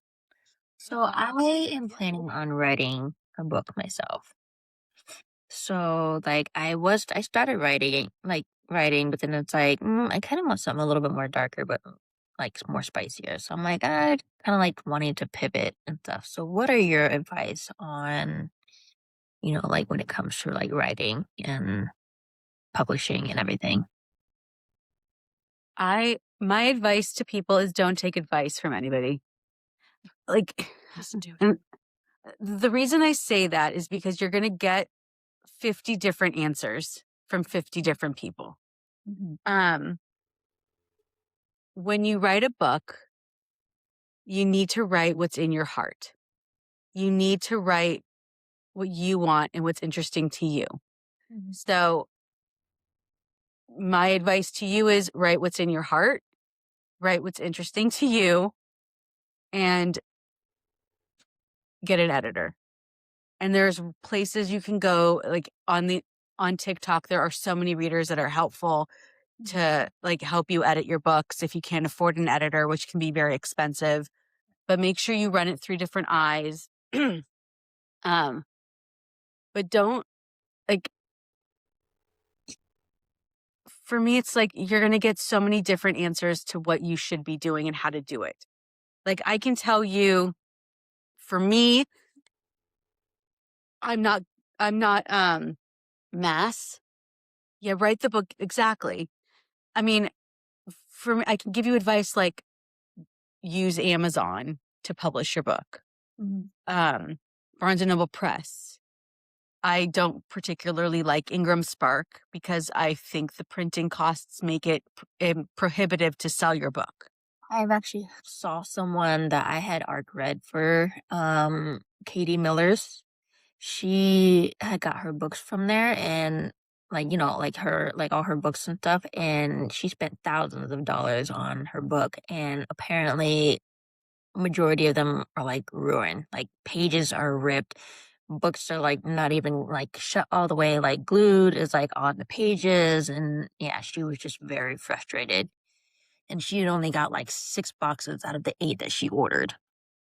Yeah, I mean, I can give you advice like that from personal experience. I love the books and the quality I get from Barnes and Noble Press. But you need to be on Amazon. So like things like that, I'm happy to give you direction. But when you write your book, it has to be the story that you love. Because if you listen to other people, and they're like, well, this should be darker. It should be like this. That's not really helpful, right? Um, when I showed Shannon or Shay Loves Books, Claiming Adelaide, and she gave me her feedback, one, I trust her immensely. She knows my writing and knows my books. So when I gave her the book to read, I already had questions and concerns about the story. The feedback she gave me, even though I didn't tell her what I was thinking, ended up matching the concerns that I already had. So when she gave me her feedback, it just solidified the things I knew I needed to change. Yeah. But I needed to hear it from someone else. So for me, that's the kind of feedback and constructive criticism that's helpful. But if you're writing a book and you're like, I want it to be this and I want it to be that, well, that's your prerogative as the author. So if that's what speaks to you, then that is the story you're writing. Like that is like, who cares what anyone else thinks? There will be people who want to read it. Right. If you market it, right? So you just have to find your readers. That in of itself is a very hard process. Self-marketing is a whole other beast, but write the book that you want to read and that you enjoy writing. Otherwise, your readers will know. They will feel it in the writing. So my advice is don't ask for people's advice and write what's in your heart. But again, you're going to ask somebody else and they're going to give you a different answer. So like, I don't know if that's helpful at all. It's definitely helpful. 'Cause I mean, there's some other people that, like that I had asked. It's like, oh, it's just like, once you get it out there, it's just really all depends, and so forth. But yeah, so like I'm having Kat, help me out with it, and I'm actually gonna make her my PA. So just to kind of like, get things on the roll. But I just haven't really had the time to sit down to actually like kind of like think of it or what's gonna come to mind to like start writing. Because work has been crazy and then coming home dealing with the kids and it's just been very chaotic. So it's like I'm just trying to like get my ducks in a row with making sure work at work is, settled, taking care of the kids, and then finding time to write. Writing is like, I have some books that have Claiming Adelaide took me 2 years to write, and I have other books that take me 3 months to write. So every book is going to be different. You have kids that are really little. You're like in the trenches of the chaos. The chaos changes when they're older. Like my 8-year-old's chaos is different than my 5-year-old's, but like it's not easier. He's autistic, so It's like there's going to be challenges for you. So you're not on a timeline. right. Give yourself, the thing I always try and tell people is give yourself grace. You're not on a timeline. Write what speaks to you and don't let anyone else tell you that what you're writing is bad. Like that's not helpful feedback or that your idea is bad. Like put it out there on the paper. How you define it in words before you've written it, it's so much different once you put it pen to paper or type it out. But like get it out there and then see after you write it. But don't, it's like someone gave me advice the other day that I wanted to ask someone a favor. And my friend was like, what's your problem? Ask the favor. I'm like, I don't want them to say no. I don't know if I can take the no. They're like, well, if you don't ask, the answer is no. Right. So just do it and then let the person say no. That's their prerogative. They have a choice. I'm like, okay, so I'll do it, even though it like puts me out there and then my feelings might get hurt and I don't like that, but like I'll do it anyway. Yep. But if you don't do it, the answer is always no. Right. But take your time. You're not on a timeline, and give yourself grace because you're a mom and you work full time. Like it's not, it is what it is. Right. Okay. Yeah, I definitely appreciate that. So I will definitely take my time. And I'm always texting Kat like every day. So we're like always like texting each other. Like, hey, what do you think of this? But But I do that with my editor too. Like that's great. mhm, That makes the book better if that's exciting. yeah. But you don't need to like do that with like 20 people because then those 20 people are going to get into your head, especially if they're not like Kat who can build off of what you're telling them. mhm, Do you know what like, yeah. and everyone's going to have an opinion because, they're like assholes. Everyone's got one. That's right. That's right.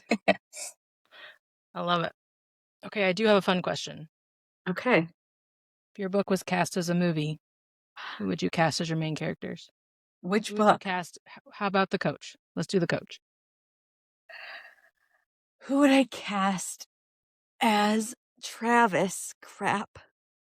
I don't know. Or if you thought about another book with that. It was hard enough to like. So when I wrote it, I didn't think I'd ever have a narrator, but then I heard Aiden Snow's voice and I was like, he's Travis. Yeah, But I don't watch a lot of movies. that's fair. So I don't know a lot of actors. Maybe George Clooney? It has to be someone older, right? Because Travis is older. Yes. So he can't be like, I guess Henry Cavill? I don't That's a know. good choice.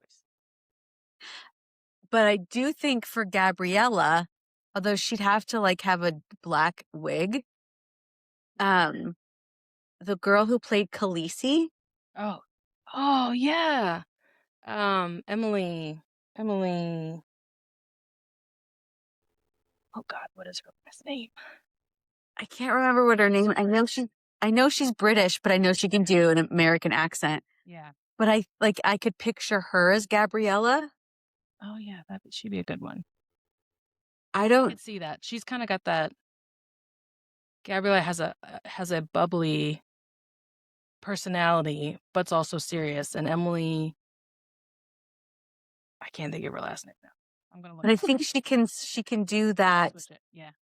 And I also like the fact that she's got kind of like she can do the feisty, Yes. like no nonsense, Yeah. but it's not obnoxious. Yeah. So, but she's young and she's got that like youthfulness to her. Yes, she does. But I don't know who I would want as Gary. One TikToker made it into like a mini movie. Did you see that So she did a review Yeah. and did like an AI mini movie as her review. And I'm like, oh my God, I need to find it for you and send it to you. You do. It was that. It was incredible because I'm like, oh my God. And then I saw an image. I'm like, that's Gary. She's like, yeah. I'm like, oh my God. That's exactly how I pictured him too. Amazing. I love It it. was incredible. The only thing I noticed was like, I'm like, I thought Gabriella was a little curvier. She's like, I tried, but the AI wouldn't let me. And like, I don't get how any of that stuff works, but like they couldn't, it was like against the rules or something. I don't know. Yeah. But I was like, yeah, Gabriella is not that skinny. Like, but like of all the things, I'm like, that would be the only thing that I noticed. Like she's curvy. And Right. in the little mini movie, it wasn't. But like, I'm like, that was really cool because it brought the book to life. But I haven't really thought about, it'd be so cool if I think it would be a cool, like nice series. Yeah. Because it had all the different books. That would be. I'll be watching it. Look, that's why I like Passion Flicks so much, because they pick up. She takes I books. need to download that app. You do, God. I haven't even I'll have downloaded to pick up my book, Kat. Yeah, they should, because they like to turn. And the thing that I like about Passion Flicks, if you can't tell, I'm a diehard Passion Flicks fan, and it's because they take the book and they stick to the freaking book. They don't change things like how, when Amazon picks it up or Netflix, they like rewrite the screenplay, so only like parts of the book are in the movie or whatever. Passion Flicks sticks to the frickin' book, and there is very little that's changed, if at all. It is nice, because that's why I get so disappointed when I watch book adaptations, because Yes. they change so much, and there's certain parts that everyone is this has to be exactly like this the way in the book as it is in the movie, and the movie doesn't do it justice ever. And Passion Flicks, while they are not big budget like Amazon and Netflix, But the coach doesn't need a big budget. It doesn't. No. It's not a that would be a Marvel production. That'd be a perfect one for Passion Flicks to pick up. You should contact them and be like, I have a book for you. I'll try. Maybe they'll answer me. I've never watched anything on Passion Flicks. You should. downloading it tonight. They do let you watch a few of them for free. Not the full series, but there's some that they'll let you watch just to give you a taste of what they are. Right, Aria? Yeah. Twilight was probably one of my biggest disappointment series. Oh my God, that one really was disappointing. Book to movie. They rewrote the whole thing. Huh? They rewrote the whole thing. 100%. 100%. And I'm sorry. The character casting was not great. I didn't like Bella. They made Bella boring. She did not. I'm sorry. I did not like her as Bella. I didn't either. What's the? She was not a good Bella. What? Yeah. Bella. Right. Face. Right. Oh my God. Yes, Avalon. The Gabriel Inferno series is so Yes, good. Jacob was the only part they got right. Yeah. Yeah. And the Black Dagger Brotherhood is probably my all-time favorite series ever. So when they pick that up as a series, I love it. I can't wait. See, I think that the coach I think the Ironbacks would have to be a series, because there's so many little stories that happen that I don't think you can. Yeah. Drive was really good too. Oh yeah, it was. So do you pay for Passion Flicks then? It's $7. So it's like a Netflix subscription. Yeah, it's either $5.99 or $6.99 a month. That's not bad. No, it is not, and it's worth it. I watch it often. I probably watch that more than I watch besides Bluey, because we always watch Bluey in this house. But I know it's either Danny Go or Blippi here. Danny Go. My son is obsessed with it. Yeah. Mines are too. They actually watched it from when their cousins would watch it at work. So because it's a family owned business, so my in-laws they have their kiddos, and then they're close in age with mine. And so anytime, so my son's always like, Danny Go, mama, Danny Go, Danny Go, Danny Go. I was like, okay, hang on. Mommy can only take so much Danny Go. Red, blue, blue. Jump around. I think there's a few songs that I actually like. My son made me get glow sticks for the glow stick song. Yeah, when we were coming back from Nebraska from visiting on this past Monday, we were traveling back, and my uncle was like, okay, well, we're gonna have to stop at Walmart and get these guys some toys because they're gonna freak out when we leave. So because my son's a really super attached to my uncle, and he imprinted on him when he was a baby, basically. So he's super attached to him. So we went to Walmart, and I saw the Danny Go. They had the little hat with the glasses. Danny Go. Walmart. Yeah, that's where we went, and we got it from Walmart, and they had, like, the little Danny Go, like, the sticks that they Mhm. bang, and it sings a song and everything on it, and it, like, you can bang on it, and it makes a noise, like, "Bah, bah, bah, bah," and I'm like, "Okay." So, he we originally got it for my youngest, but my oldest decided to take it, and yeah, so now I was like, "Okay, we're probably gonna have to get a second one because they're both fighting over it." But yeah, no, they love it. Life. What you gotta do for one, you gotta do for the other. Yeah. Yeah. My in-laws bought my kids a blanket and they're like, you can share it. I'm like, what? No. Like, they don't share. Like, Oh. one, they don't sleep in the same bed or the same room. Right. Like, no, no sharing. I'm like, if you buy that for one of them, you have to buy it for the other one too. And it You doesn't can't. matter. I have a boy and a girl, and it doesn't matter. Like it's got to be the same thing Mm-hmm. or something similar. Like if I Yeah. get it in blue for my boy, I'm getting it in pink for the girl because they will literally fight. Because my son's 7, my daughter's 5. It's the same. It's awful. My son's like, well, Maddie got to sleep with it last night, mommy. Like, they're still sharing the damn blanket. Yep. Like, this was the worst idea ever. I want to get rid of the blanket because they fight over who gets to have it. Yep. Nana and Papa bought it for them. I'm like, you screwed me. Yeah, they did. Like, it was $20. You couldn't just buy another one.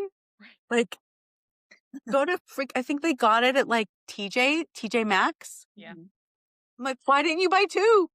Right. TJ Maxx is cheap. Come on. Good night, Athena, or good morning. Yeah. Good morning. No. You've been up all night, girl. Go Have to fun bed. at the dog show. Fun. My kids, yeah, but Danny Go was huge in our house, and I watched it for 20 minutes with my son, and then I was like, okay, I can't do this. So I grabbed my phone and started writing my book. And he gets up and he starts dancing. He's like, Mommy, dance with me. I'm like, don't. Yes.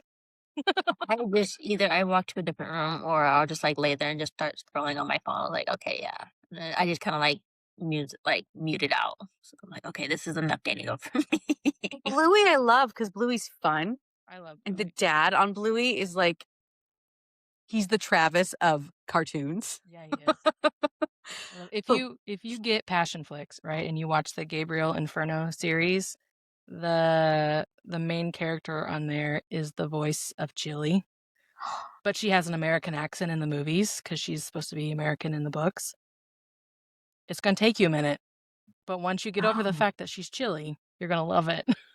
It's great. Is it a cartoon? No, oh God, So it's her. it's her, like her as a person. Yeah. So she's not, oh, so she's a voice actress and an actress. Mm-hmm. Yeah. Oh, Melanie Zanetti, I think her name is. oh. She's really good. You're gonna love it. And the guy who plays Gabriel, is freaking hot. He is, and he's Italian. It is delicious. You need to watch it. I need to watch it. Are they like soap operas or are they like? No, so that one is a movie. So each book, I forget the author's name, but the books is Gabriel Inferno. It's 3-book series. And each book is broken up into 3 movies. So it's 3 movies cover 1 book. So there's 9 total movies to this series. With those love scenes. Right. No, look, the way that he just like manhandles her around. Okay, yep, we're Girl can voting it. Aspirations. I'm voting it It tonight. is so good. I promise you, it is worth $6.99 a month for those movies alone. I can admit to that. Real. For that. He's also a dentist. Is he a dentist or is he in Ireland? in real life? Oh, in real life. Okay. Is he a dentist or is he a skin doctor? I thought he was a skin doctor, or maybe I don't know. He's also got really cute dogs, in case you're curious. Okay. I'm gonna have to watch. He lives in Italy. So a lot of like when he posts stuff on like Instagram or TikTok. You follow the actor? Hell yes, I do. Hell yeah. You will too when you see him. I mean, No, I I adore think he's a him. skin doctor. I think he does skincare. I don't think he's a dentist. I think he does skincare. Because I've looked at his skincare line and then I stopped looking because I can't read Italian. I don't know what it says. Like, why am I bothering? It's like I can't read it. But when he talks in Italian in a lot of his videos that he posts, and I don't know what he's saying, but it's lovely to listen to. He is very pretty. He is very pretty. His look, I will send you his profile when we get off here, and you're welcome. I'm gonna download the app. I'm gonna You need to download the app. download the app. Start with Gabriel Inferno's, the first movie. Okay. Well, so He is tomorrow I have an author event, so I'm not gonna download it today, but I'll do it. because you're gonna binge it. Yeah. You're gonna binge it because you're not gonna want to stop because he is a professor and she's a student. I love that trope. Mm-hmm. It's a good trope. Gotta download it tonight. Beautiful. I'm downloading it tonight. Okay. You're welcome. Gabriel's Inferno. Start with the first book. Okay. You're gonna We're gonna talk about this, Kat. report back. Report back Yeah. when you're done. Because I need to talk about it with you. I can't tell you how many times I've watched it. A lot. You need to read the Unlawful Men's series. Okay. Because we need to talk about it. And no one else has read it, and I need to talk to someone about it. You can listen to it on Audible, Shane East. Jody Ellen Malpass. And I don't know if I'm saying her last name correctly. Okay, yeah, I know who you're talking about. Okay. Jody. You have to do it because I love Danny and I need to talk to someone about Danny and no one knows about him. I'll read it. Okay. Back. It is amazing. But yeah. Yes, the Brit. Yeah. He's from the Unlawful Men series. That's the Brit is one. Shane East is the narrator. And I think Zara, I can't remember all. Hampton Brown or Brown Hampton. Yeah. And then Shane East just got inducted into the Audible Hall of Fame. There's a Hall of Fame? Yeah, apparently. Because Teddy Hamilton just got inducted into it too. Zara Hampton Brown, yes. She's one of I think it's a full cast. I think. Okay. Don't quote me on that. Shane East and Zara, they do a lot of Rena Kent's books, the God of Malice, the Legacy of God series. Because a lot of the characters are British. So he is English. The character, the girl he sees, Danny's girlfriend's American. I can't remember who does her voice, but it's really good. God, the whole series is just so good. I'll look it up. I got a couple credits. It's so worth it. Yes. Unlawful Men? Yes. It's the Unlawful Men series.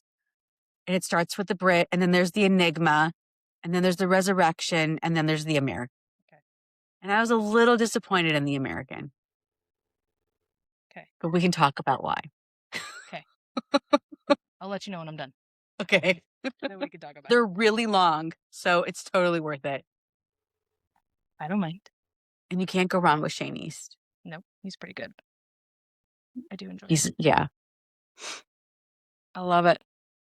I love it. There's a Hall of Fame for been a year or so since I listened to it, but I have. They're older books, but the American came out last year. Clearly I love to read everyone's books, so good. And you're an audiobook girly, so you'll totally love these. I am a recent audiobook girly. I never used to be one. I've only been listening to audiobooks in the last year. These are dark romance. They're dark. Jody writes dark romance stuff. She was my entry into dark romance. Was she? Yep.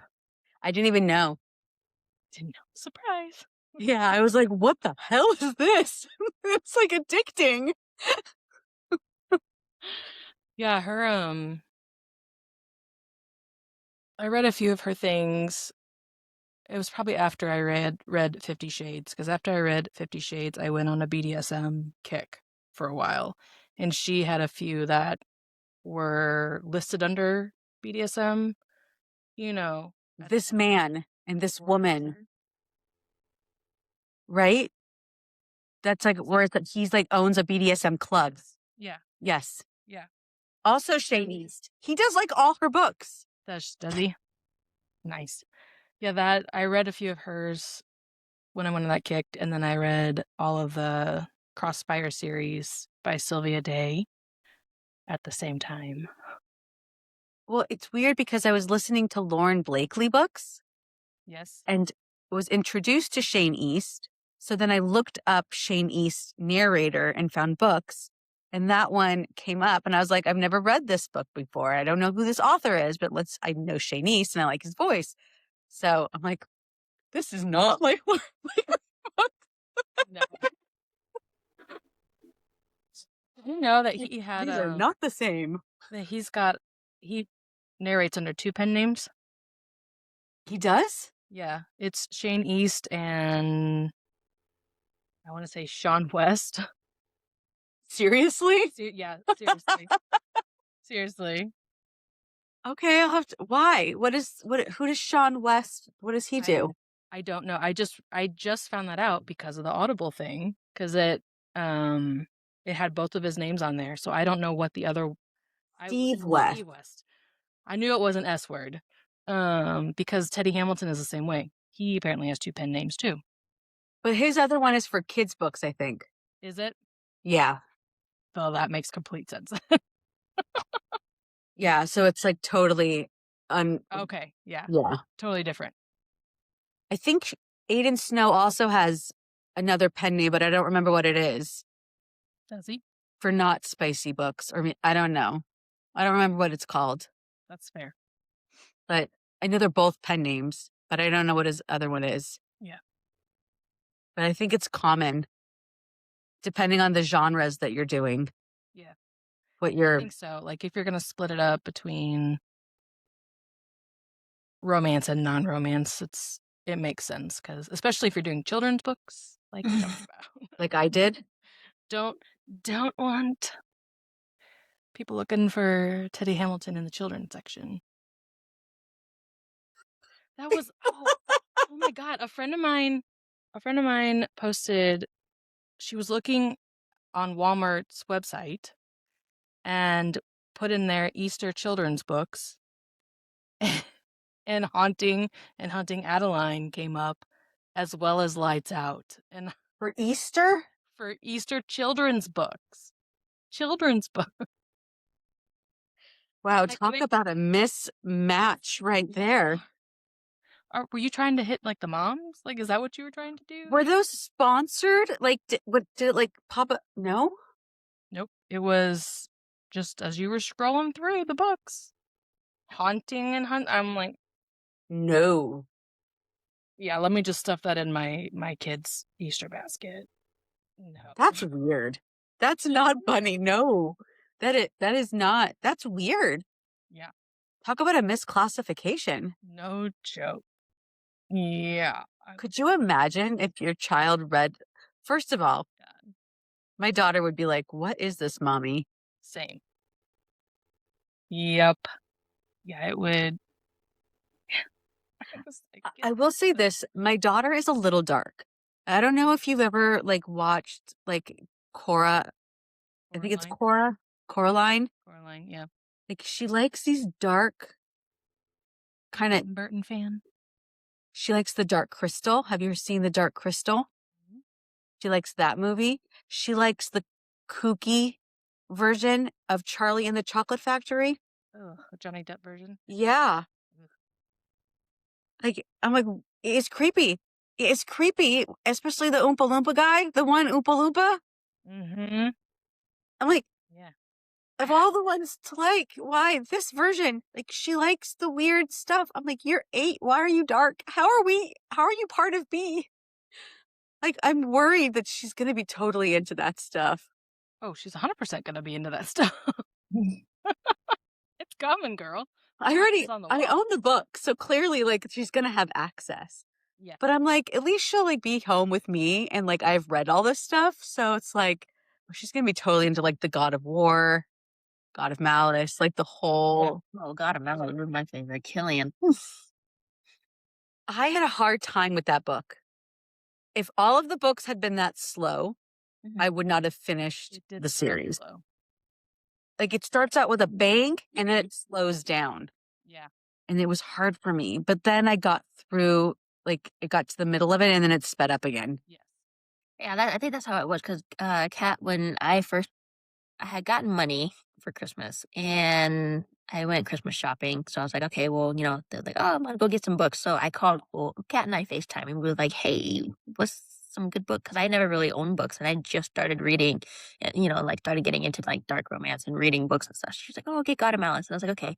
So I started reading it and I got a couple of other books as well too. But I started reading it and I was like, oh my God, what is Kat having me read? At first, it was like, I don't know if I'm gonna get through this, but I was like, okay, whatever. I'm just gonna keep reading it. So I kept reading it, and reading it, and reading it, and then after that, it's like it started getting really good, and I'm okay. So yeah, it was definitely like a slow burn, like getting to the point of the book. Yeah. Like, It took a minute. yeah, Landon's is probably my favorite out of that series. Landon or Brandon. yeah, Nico and Brandon and Nikolai are my favorite. I still need to finish reading the rest of the series. I think someone got me God of War as a birthday gift off my Amazon wish list and I was like, oh, okay. But I don't have I think that's the last book.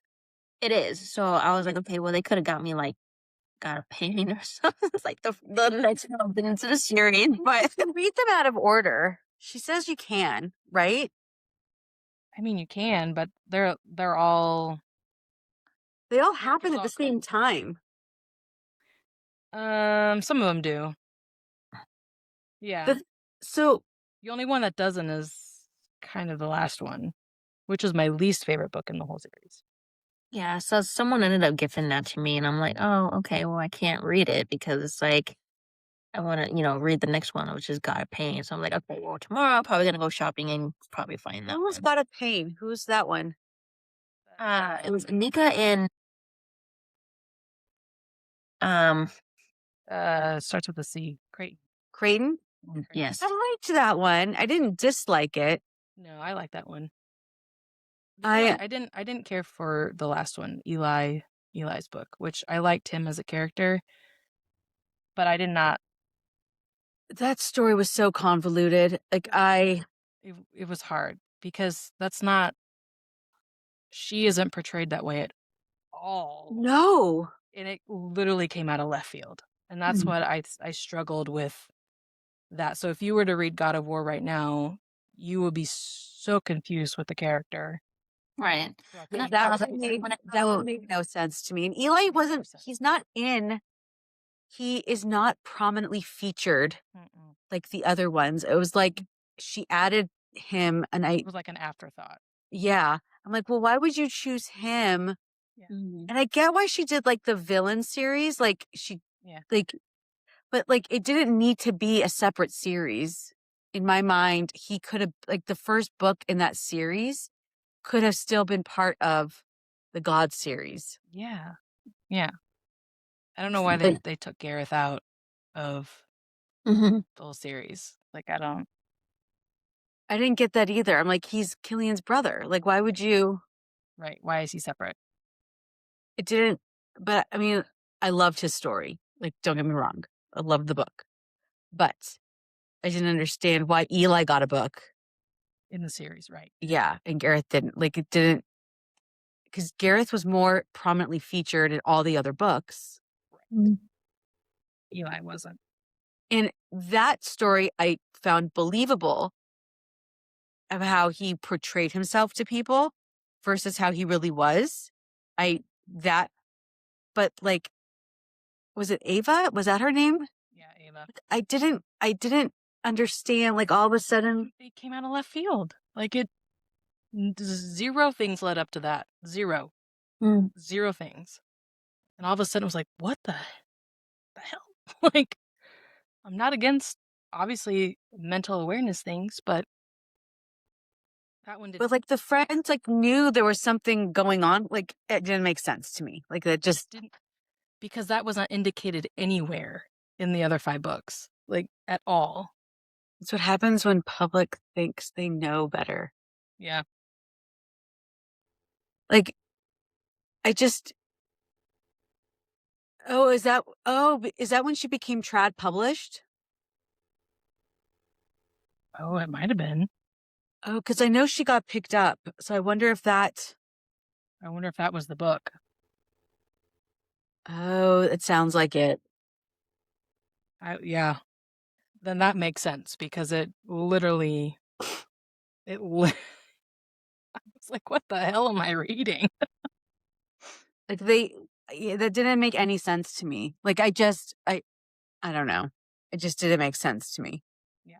And then I felt like the villain was a little bit like Bran and Nikolai's story. I haven't read that one yet. Like it, Yuli really makes like he's definitely like, he just felt like Nikolai written in a different. So I loved the book, but it Well, wasn't. didn't Teddy Hamilton voice Julian? I'm pretty sure he did He, because he also voiced Nikolai. So that might also be why it feels like it's the same. it might have been. Publishers care about money. Consistency isn't always a priority. Yeah. Yeah. Well, she don't like. Yeah.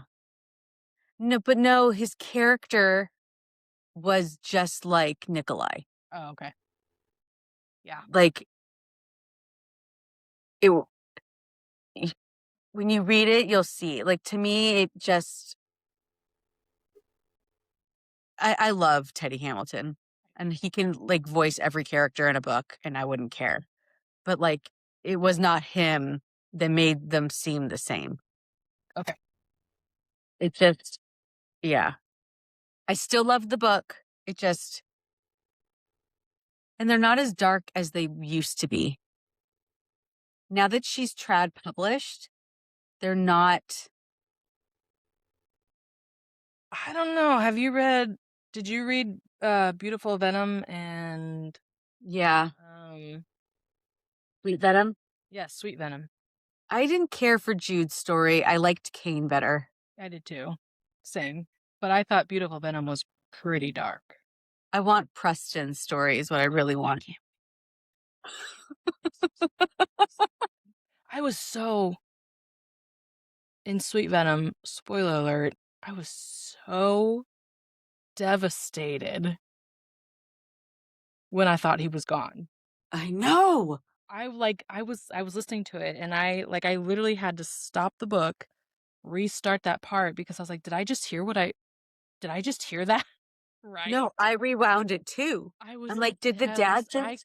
I cried. I was devastated because normally like you can pick up on I was like, is this a joke? Is Did she really just do that? I was like, what the fuck? I I was so crushed. I feel like the way she brought him back was a little anticlimactic. Right. I'm like, there needed to be more shock. Right, because that's Preston. Like he's a larger than life psycho. Like Yeah. it should have But like everyone was just like, okay. I don't know. That was a weird. right. Him coming back was weird, but I cuz even that I'm really going to like the Brit. The Brit is so freaking good. Okay, I'll get it. But she does it better. Jodie Ellen Malpass does that better. Okay. I'll get it. I'll read it. I'll probably listen to it cuz Shanice is a delight. at work. This is a delight. Yeah, it is. The way that book is done is just fantastic. Yeah. They're so bad for each other, but it's so That's what good. makes it so damn good. When they're so Like- toxic for each other, it makes it the best. When I tell you it was my entry into dark romance, and I'm like, what the fuck is this? I love it. I was like, oh my God, now I'm addicted. I'm like, this isn't anything like Lauren Blakely.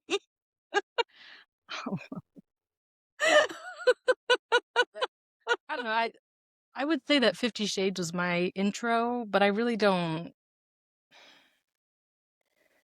think of 50 Shades. Now that I've read dark romance, 50 Shades is not dark romance. So I would say like true dark romance. My intro was Jagger Cole. His 50 Shades to me is just taboo romance. Yeah. Yeah. I don't think it's dark. Back when it first came out, it was dark. Side note, did you know that they're re-recording that and re-releasing it as duet narration, and Teddy Hamilton will be Christian Grey? So now you're gonna have I love Teddy Hamilton. I don't want to listen to those books. They're not. I will be listening to it because I Love Teddy Hamilton. do love Teddy Hamilton. Yeah.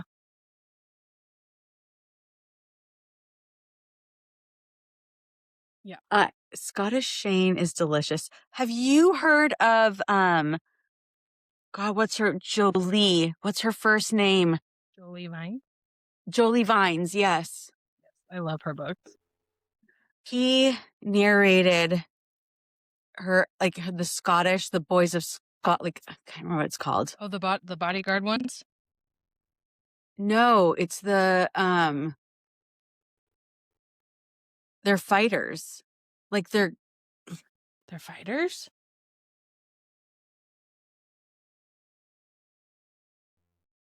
like it's a bunch of brothers. They have the same dad and he's like really corrupt. I don't know if I've read that one. I read one where they're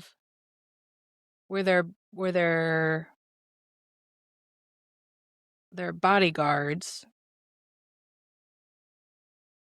and like people are coming over from America and they fall in love with them, but then she also has like an underground series where they run like this club. So it's the one that's connected. So you meet the Scottish brothers, Okay. the guys that run the underground club that are like formerly like prostitutes. Yeah. Or like they are in that club. Yeah. But like they protect them. So the Scottish guys that you meet in that series, she has a whole separate series for them. I don't know if I've read that. I don't know if I knew that. I'll have to look into that. I liked her stuff. It is so good. Okay. I think she's I liked her other ones. Aaron's Obsession, I think is what the first book was called. Yes. Aaron's Obsession, and then I can't remember what the other two are called. But they were English. Those ones, they were English. They're English. And there's the Scottish. So the Aaron is the connection to the Scottish brothers. Yes. Yes. I didn't realize she wrote a series with them. Yes. I'm gonna have to go find that. Dang it. Sorry. That's okay. Okay. Just, I'm gonna die before my TBR is ever done. I swear to God. I don't know how I found these books. Like, I will search for narrators and I will find the most obscure books. But that's how I found her. Well, that's how I do that, like with narrators that I like. I'll search the narrator name on Audible and see what comes up under them, and then I'll just go down a rabbit hole. I've been on a James Cassidy kick here lately. Like, I feel like every book that I've listened to has been James Cassidy. J.F. Harding? Have you listened to him? I don't think I've listened to him yet. I've seen his name pop up places, and I don't know if I've read anything with him. So good. I don't think he is good. I just don't think I've read anything with him yet.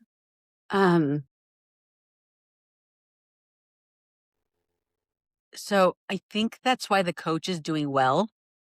As much as I think the book is good, but I think people look up Aiden Snow and then they find The Coach. Because I've sold almost 500 copies. Yeah. of that book. Fade and Snow's good. Because, yeah. So I'm hoping that carries over to the quarterback. So too. I think it will. In the sale, did I tell you how many books sold in the sale? No, how many did you get? 75 sales. That was a good sale. That was a good sale. Did like Audible pick that price or did you pick that price? Audible does, like, I have no control over prices on Audible. I'm one of those 75 sales for you. I'm the one that got. I made $1 because the book was at $2.99, so I make nothing. But that puts it was Well, it bumps it up. Like it bumps it up. Yeah. The listening hours are like off the charts. Yeah. And I have the quarterback coming out next month. Yeah. So it aligns really well. Yeah. For me, it was good timing because now they'll listen to that and then they'll buy Right. the quarterback, I hope. Yep. I'm super excited for that one. I will be. Wait until the rookie. We're going to have to crowdsource hard for the rookie because it is over 550 pages. Are you gonna have Aiden do that one too? I was told after the Ironback series, I need to look into a new narrator. I could have him narrate every single book I've written. I'm not kidding. That's because he's good. So good. You like what you like. There's nothing wrong with that. But yeah. Like I could have him read for Kane. I would totally have him be Kane in Where Her Heart Finds Home. Yeah. But I would have Teddy Hamilton. No, see, I would have Jason Clark be Kyle. Jason Clark can do a good On your game if you want. Southern Texan drawl. Like I need the drawl. Like You know who else can do a good one? Connor Crace. he could be too. I could get, yeah. He does a good Southern drawl. But for Murphy, and I don't know how you feel about this narrator. I'm gonna have to keep you in mind for the next round. I have indie narrators doing Love and Life Beyond the Game. So I'm serious. Like I have an eclectic. So Love Beyond the Game comes out at the end of this month. So I hope you guys will listen to that one. Of course I will. You know I will. And that's duet. We're doing it in duet. Yeah. I put a little snippet on my other account, put most of my audiobook stuff. Girl, well, for the football romances, that's already been Aiden Snow and I want Amelia Hugh to come back. So those are already kind of cast because that's I haven't contracted yet, but he said he will do the rest of the series. So I'm hoping that he will. But I'm going to have to crowdsource hard for that one because it's going to be a 12 and a half hour. You should do a Kickstarter.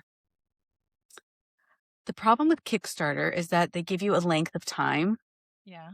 And you still have to source people. Kickstarter, like I did the GoFundMe, which is the same thing. But at least with GoFundMe, she doesn't. Yeah, I got Amy. She's doing Zoe. She's amazing. I'm very excited. Yeah.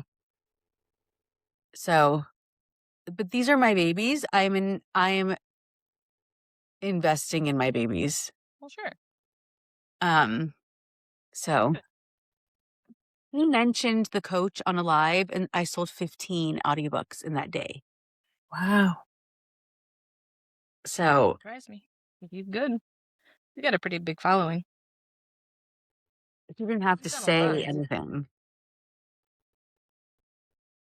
She was the person my friend said, Murphy.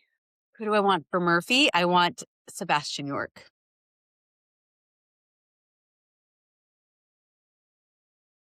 He also can do the Russian accent. Mm-hmm. So I would have him come back and so I want Teddy Hamilton in my dreams. I would get Teddy Hamilton to read for Jason and Brandon. Yeah. Sebastian York would read all the other characters, like the other side characters in the book. Mm-hmm. And then I would have Troy Duran read for Xavier because he can do an Irish accent. Yeah. And then I would have him come back for the monster books, but then Sebastian York would be, because I need that. He's got this like more mature quality to his voice, and Murphy is just, Yeah. it just works for Murphy. He doesn't have a deep, it's not the gravelly. Yeah. Is he? I haven't, this is a dream. Let's just be very clear right now. This is in my head of a dream. This is not reality. So, Look, if you don't ask, it's always no. yes. But I mean, they're all, yeah. But when I was writing Murphy, I heard Sebastian's voice in my head. So I don't know. That'd But be good though. and I love me some Jason Are you gonna Clark. turn claiming into an audiobook? He charged $600 per finished hour for solo. That's a lot. Fuck my life. Well, I want to turn all the books into an audiobook eventually, but I need to be a millionaire to make that happen. Fair. Because I'm doing duet for the whole Ironback series, and that is more expensive. Yeah. So We just need to hit the lotto. find me a rich like person that wants to like subsidize audiobooks. Like it's way more for duet. Yeah. But because I did the series that way, I'm trying to be consistent because that's now what listeners are expecting. Right. So the rookie will also have to be. So that's why I would do a GoFundMe because I don't know. Crowdsource, I'm terrible asking for money. I get that. So I am too. but at least with the quarterback, it's not as long. So getting the goal was much easier. And I did it over time. Yeah. With the rookie, that one's going to cost like $10,000. Ugh. That's a lot. Yeah. Good God. So I don't know when that will be coming. Well, if you make a GoFundMe, let us know. We will definitely help try and push it out for you, so that way we can, get the ball rolling for you. I have the GoFundMe still open for the quarterback, and I still need some money. So if you guys want to push that out, I wouldn't be sad about it. Okay. Yeah, we could send definitely do that. Send me the link. Just send us the link for the GoFundMe, and then It's linked in my bio. Okay. Okay. If people donate $30, I'm giving a copy of the audiobook. So it's basically like a pre-order. And whatever, if I were to somehow get more money than what I have, then all that money will then go towards the rookie. That's what I did with the coach, and that seemed pretty successful. That's why I was able to make the coach into an audiobook. Nice. We'll definitely make it happen. So we'll definitely push the word out. But that way, it's not like people are giving money for nothing. Right. You know what I mean? Like they're getting a product when they donate. Right. Obviously, I can't give them the product until the product is made, but it's coming. Yeah. That's like how the Kickstarters are. I've heard some horrible things about Kickstarter, so I'm gonna just stick with the GoFundMe, which it's basically the same, just without a timeline. Yeah. So yeah, that's the timelines are weird with the Kickstarters. Like I feel like that's too much pressure. It's supposed to give people an incentive to donate quickly. Yeah, I get that, but I don't like it. I don't think. Yeah, I don't like the anxiety of that. It gives me. Yeah. But yeah, so if people donate $30 or more, they'll get a copy of the audiobook for the quarterback once it's done. Sounds good. they can donate more. That'd be amazing. But I don't have an additional product to provide. I mean, I guess I could sell the book on top of it and do like a book and the audiobook, but I thought it was just getting complicated. Yeah, no, I think what you're doing is perfect. It's anything different than what you're doing. Amen. In all honesty. So, I like it. okay. I need to go to bed because I have an author signing event tomorrow. We'll have so much fun at that.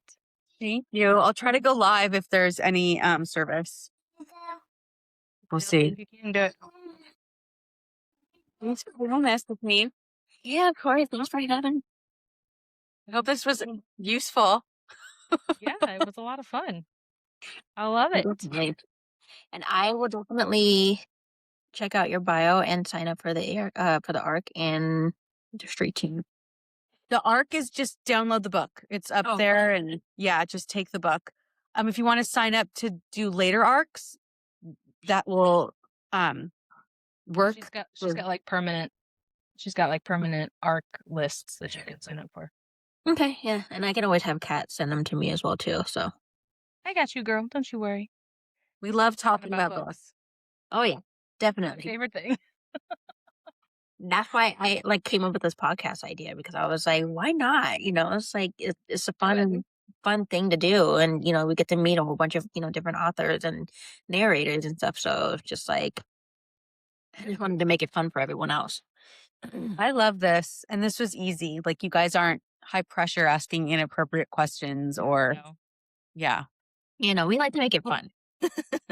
I've had people ask some pretty inappropriate questions. I bet. I'm like, what makes you think that I'm going to answer that? Yeah. Like, no. Yeah. I'm not out here to make people feel uncomfortable, because no, we want to make it fun, make it judgment free and so forth. So Do you guys have a sign up for people to sign up to do your interviews? I don't even know how I did this. You asked me to I interview. just asked you. Yeah. I'm just asking people if they want to do it, and if they do, then we just kind of like work around our schedule. Works for you. Which sucks, because we got to stick to later at nights right now, just because our kids are stage 5 clingers. Yeah. And I don't even know how my oldest is still up. It's already 12:26 here. So, oh Lord, my kids hate sleep, so. And I know he's like wanting my noodles. Dang. I am gonna go to bed. Avon Lee is interested in talking to you guys about your podcast. So yeah, maybe you guys can do that. I'll message you. I'm gonna write it down though, so I don't forget. And if anybody wants to ARC for finding their way home, the link to the book is in my bio. I am on it.